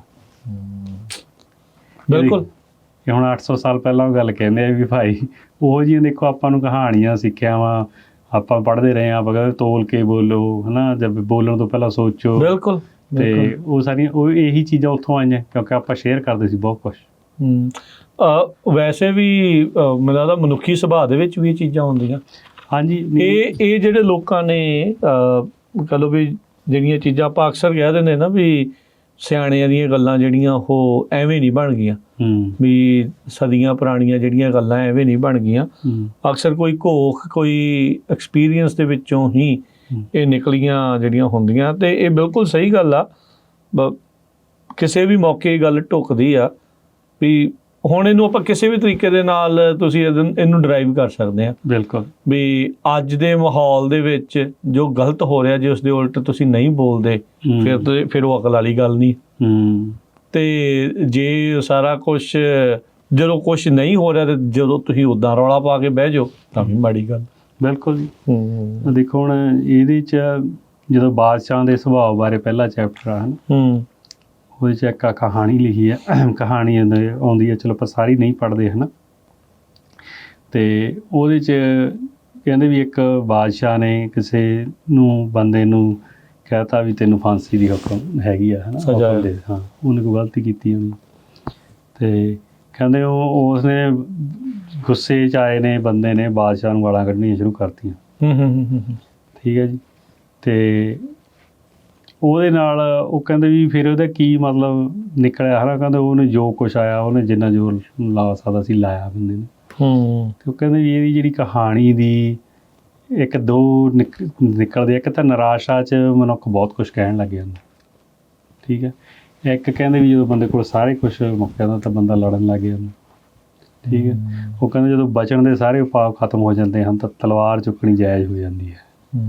ਹੁਣ ਦੇਖੋ ਇਹ ਸਿੱਖਿਆ, ਜਿੱਥੇ ਆਪਾਂ ਕਹਿੰਦੇ ਆ ਵੀ ਬੰਦੇ ਕੋਲ ਹਥਿਆਰ ਨਹੀਂ ਹੋਣਾ ਚਾਹੀਦਾ, ਇਹ ਨਹੀਂ ਹੋਣਾ ਚਾਹੀਦਾ, ਅੱਜ ਕੱਲ੍ਹ ਇਹ ਬੜੇ ਪ੍ਰਚਾਰ ਕੀਤਾ ਜਾਂਦਾ। ਹਾਂ। ਸੋ ਜੋ ਗੁਰੂ ਸਾਹਿਬ ਵੀ ਕਹਿੰਦੇ ਨੇ ਹੈ ਨਾ, ਵੀ ਜਿੱਥੇ ਫਿਰ ਜ਼ੁਲਮ ਹੁੰਦਾ ਉੱਥੇ ਫਿਰ ਤਲਵਾਰ ਚਲਾ ਸਕਦੇ ਹਾਂ ਆਪਾਂ। ਹਾਂਜੀ, ਉਹੀ ਗੱਲ ਆ। ਉਹ ਉਸ ਗੱਲ ਨੂੰ ਕਹਿ ਲਓ ਵੀ ਪ੍ਰੋੜਤਾ ਹੀ ਕਰਦਾ ਹੈ ਗੱਲ। ਬਿਲਕੁਲ ਵੀ ਜ਼ੁਲਮ ਦੇ ਖਿਲਾਫ ਖੜਨਾ। ਬਿਲਕੁਲ। ਫਿਰ ਉਹਨੇ ਕਿਹਾ, ਚਲੋ ਕਹਾਣੀ ਆਪਾਂ ਸਾਰੀ ਨਹੀਂ ਪੜ੍ਹਦੇ, ਪਰ ਇੱਕ ਲਾਈਨ ਪੜ੍ਹਨ ਵਾਲੀ ਜਿਹੜੀ ਕੀਤੀ ਹਾਈਲਾਈਟ, ਉਹ ਕਹਿੰਦੇ ਵੀ ਜਦੋਂ ਪਵਿੱਤਰ ਆਤਮਾ ਦੇ ਸਰੀਰ ਵਿੱਚੋਂ ਨਿਕਲਣ ਪਿੱਛੋਂ ਇਨਸਾਨ ਤਖ਼ਤ ਉੱਤੇ ਮਰ ਜਾਵੇ ਤੇ ਭਾਵੇਂ ਤਖ਼ਤੇ 'ਤੇ ਜਾਂ ਧਰਤੀ 'ਤੇ ਕੋਈ ਅੰਤਰ ਨਹੀਂ ਹੁੰਦਾ। ਦੁਬਾਰਾ ਦੱਸਿਆ ਕਰੀ। ਜਦੋਂ ਕਹਿੰਦਾ ਵੀ ਪਵਿੱਤਰ ਆਤਮਾ ਦੇ ਸਰੀਰ ਵਿੱਚ ਨਿਕਲਣ ਪਿੱਛੋਂ, ਵੀ ਜਦੋਂ ਆਤਮਾ ਸਰੀਰ 'ਚੋਂ ਨਿਕਲ ਜਾਂਦੀ ਹੈ, ਬਿਲਕੁਲ ਠੀਕ ਹੈ, ਬੰਦਾ ਮਰ ਜਾਂਦਾ। ਫਿਰ ਕਹਿੰਦਾ ਉਹ ਚਾਹੇ ਤਖ਼ਤ 'ਤੇ ਮਰੇ, ਭਾਵੇਂ ਤਖਤੇ ਤੇ ਚਾਹੇ ਤਖ਼ਤੇ 'ਤੇ ਮਰੇ ਤੇ ਚਾਹੇ ਧਰਤੀ 'ਤੇ, ਇੱਕ ਬਰਾਬਰ ਹੀ ਆ, ਇੱਕੋ ਬਰਾਬਰ ਮਰਿਆ ਹੀ ਆ। ਹਾਂ। ਸੋ ਬੰਦੇ ਨੂੰ ਇਹ ਗੱਲ ਯਾਦ ਰੱਖਣੀ ਚਾਹੀਦੀ ਹੈ। ਹੁਣ ਇਹ ਬਾਦਸ਼ਾਹ ਦੇ ਸੁਭਾਅ ਬਾਰੇ ਉਹ ਬਾਦਸ਼ਾਹ ਨੂੰ ਸਮਝਾ ਰਿਹਾ ਵੀ ਇਹ ਭਾਈ ਜਿਹਨੇ ਬਾਦਸ਼ਾਹ ਬਣਨਾ ਉਹਨੂੰ ਇਹ ਗੱਲਾਂ ਜ਼ਰੂਰੀ ਹੈ, ਜਿਹਨੇ ਕਿਸੇ ਨੂੰ ਲੀਡ ਕਰਨਾ, ਵੀ ਕਦੋਂ ਤੂੰ ਲੜਨਾ ਹੈ, ਹਾਂ ਕਦੋਂ ਲੜਨਾ, ਜਾਂ ਬਈ ਜਦੋਂ ਬੰਦੇ ਦੂਜੇ ਦੇ ਕੋਲੇ ਸਾਰਾ ਕੁਝ ਮੁੱਕ ਜਾਂਦਾ ਤਾਂ ਉਹਨੇ ਹਥਿਆਰ ਚੱਕਣਾ ਤੇ ਤੇਰਾ ਵੀ ਫਰਜ਼ ਚੱਕਣਾ ਜੇ ਤੇਰੇ ਕੋਲ ਵੀ ਸਾਰੀਆਂ ਆਪਸ਼ਨ ਮੁੱਕ ਜਾਂਦੀਆਂ, ਜਾਂ ਜਦੋਂ ਬੰਦਾ ਮਰਦਾ ਉਹ ਫਿਰ ਸਾਰੇ ਬਰਾਬਰ ਹੀ ਆ, ਫਿਰ ਚਾਹੇ ਰਾਜਾ ਮਰਿਆ ਤੇ ਫਿਰ ਚਾਹੇ ਰੰਕ ਮਰਿਆ। ਸੋ ਇਹ ਗੱਲਾਂ ਯਾਦ ਰੱਖਣੀਆਂ ਨੇ ਰਾਜੇ ਨੇ। ਸੋ ਅਰਸ਼ਦੀਪ ਸਿੰਘ, ਇਸ ਦੇ ਉੱਤੇ ਆਪਾਂ ਹੁਣ ਅਗਲੇ ਪ੍ਰੋਗਰਾਮ ਦੇ ਵਿੱਚ ਗੱਲ ਕਰਾਂਗੇ। ਅੱਜ ਆਪਾਂ ਤੁਹਾਨੂੰ ਥੋੜ੍ਹਾ ਜਿਹਾ ਜਿਹੜਾ ਇਸ ਪ੍ਰੋਗਰਾਮ ਅੱਜ ਦੀ ਕਿਤਾਬ ਦੇ ਬਾਰੇ ਗੱਲ ਕੀਤੀ ਆ। ਸੋ ਜਿਹੜੀ ਗੁਲਸਤਾਨ ਕਿਤਾਬ ਆ ਉਸ ਉੱਤੇ ਆਪਾਂ ਆਉਂਦੇ ਸਮੇਂ 'ਚ ਗੱਲਬਾਤ ਜਿਹੜੀ ਉਹ ਕਰਦੇ ਰਵਾਂਗੇ। ਪਰ ਆਪਾਂ ਇਹ ਜਿਹੜਾ ਦੱਸ ਜਾਈਏ ਵੀ ਬਾਦਸ਼ਾਹ ਦੇ ਸੁਭਾਅ ਬਾਰੇ ਹੋਰ ਵੀ ਬੜੀਆਂ ਗੱਲਾਂ ਇਸ ਦੇ ਵਿੱਚ ਲਿਖੀਆਂ ਆ, ਉਹਦੇ ਬਾਰੇ ਆਪਾਂ ਚਰਚਾ ਕਰਾਂਗੇ। ਹੋਰ ਵੀ ਕਈ ਕਹਾਣੀਆਂ ਇਸ ਦੇ ਵਿੱਚ ਲਿਖੀਆਂ ਆ, ਉਹਦੇ ਬਾਰੇ ਜਿਹੜੀ ਉਹ ਆਪਾਂ ਗੱਲ ਕਰਾਂਗੇ। ਜਿਹੜੇ ਸਾਨੂੰ ਲੱਗਦਾ ਆ ਵੀ ਤੁਹਾਡੇ ਨਾਲ ਜਿਹੜੀਆਂ ਉਹ ਅਸੀਂ ਸਾਂਝ ਪਾਈਏ, ਉਹ ਆਪਾਂ ਜ਼ਰੂਰ ਕਰਾਂਗੇ। ਸੋ ਆਉਂਦੇ ਸਮਿਆਂ ਦੇ ਵਿੱਚ, ਆਉਂਦੇ ਪ੍ਰੋਗਰਾਮਾਂ ਦੇ ਵਿੱਚ ਇਸੇ ਤਰੀਕੇ ਦੇ ਨਾਲ ਇਸ ਕਿਤਾਬ ਦੇ ਉੱਤੇ ਆਪਾਂ ਚਰਚਾ ਜਿਹੜੀ ਉਹ ਕਰਦੇ ਰਵਾਂਗੇ, ਜਿੰਨੀ ਦੇਰ ਤੱਕ ਅਸੀਂ ਆਪਣੇ ਵੱਲੋਂ ਇਸ ਨੂੰ ਪੂਰਾ ਤੁਹਾਡੇ ਤੱਕ ਜਿਹੜਾ ਪਹੁੰਚਾ ਨਹੀਂ ਜਿਹੜਾ ਉਹ ਦਿੰਦੇ। ਅਤੇ ਫਿਰ ਆਉਂਦੇ ਸਮਿਆਂ 'ਚ ਇਸੇ ਤਰੀਕੇ ਨਾਲ ਆਪਾਂ ਕਿਤਾਬਾਂ ਨੂੰ, ਹੋਰ ਕਿਤਾਬਾਂ ਨੂੰ ਪੜ੍ਹ ਕੇ ਤੁਹਾਡੇ ਨਾਲ ਜਿਹੜੀ ਉਹ ਸਾਂਝ ਪਾਉਂਦੇ ਰਹਾਂਗੇ। ਅਰਸ਼ਦੀਪ ਸਿੰਘ, ਅੱਜ ਦੇ ਪ੍ਰੋਗਰਾਮ ਦੇ ਲਈ ਧੰਨਵਾਦ। ਅੱਜ ਦਾ ਪਲੇਠਾ ਪ੍ਰੋਗਰਾਮ ਆ, ਅਤੇ ਜਿੱਦਾਂ ਤੁਸੀਂ ਸ਼ੁਰੂਆਤ 'ਚ ਗਿਆ, ਗੁਰੂ ਮਹਾਰਾਜ ਬਲ ਬਖਸ਼ਣ ਵੀ ਆਪਾਂ ਇੱਦਾਂ ਕਰਦੇ ਰਹਿ ਸਕੀਏ। ਅਤੇ ਜਿਹੜੇ ਸਾਡੇ ਸਰੋਤੇ ਅਤੇ ਦਰਸ਼ਕ ਆ ਉਹ ਵੀ ਜ਼ਰੂਰ ਆਪਣੀ ਫੀਡਬੈਕ ਇਸ ਦੇ ਬਾਰੇ ਜ਼ਰੂਰ ਦਿਓ। ਆਪਣੀ ਜਿਹੜੀ ਆ ਚਾਹੇ ਆਲੋਚਨਾ ਹੈ ਅਤੇ ਚਾਹੇ ਕੋਈ ਚੰਗੀ ਚੀਜ਼ ਆ, ਜ਼ਰੂਰ ਦੱਸਿਓ ਕਿੱਦਾਂ ਆਪਾਂ ਇਸ ਨੂੰ ਹੋਰ ਅੱਗੇ ਬਿਹਤਰ ਬਣਾ ਕੇ ਤੁਹਾਡੇ ਲਈ ਪੇਸ਼ ਕਰ ਸਕਦੇ ਹਾਂ। ਲੈਂਦੇ ਇਜਾਜ਼ਤ। ਸਤਿ ਸ਼੍ਰੀ ਅਕਾਲ। ਸਤਿ ਸ਼੍ਰੀ ਅਕਾਲ।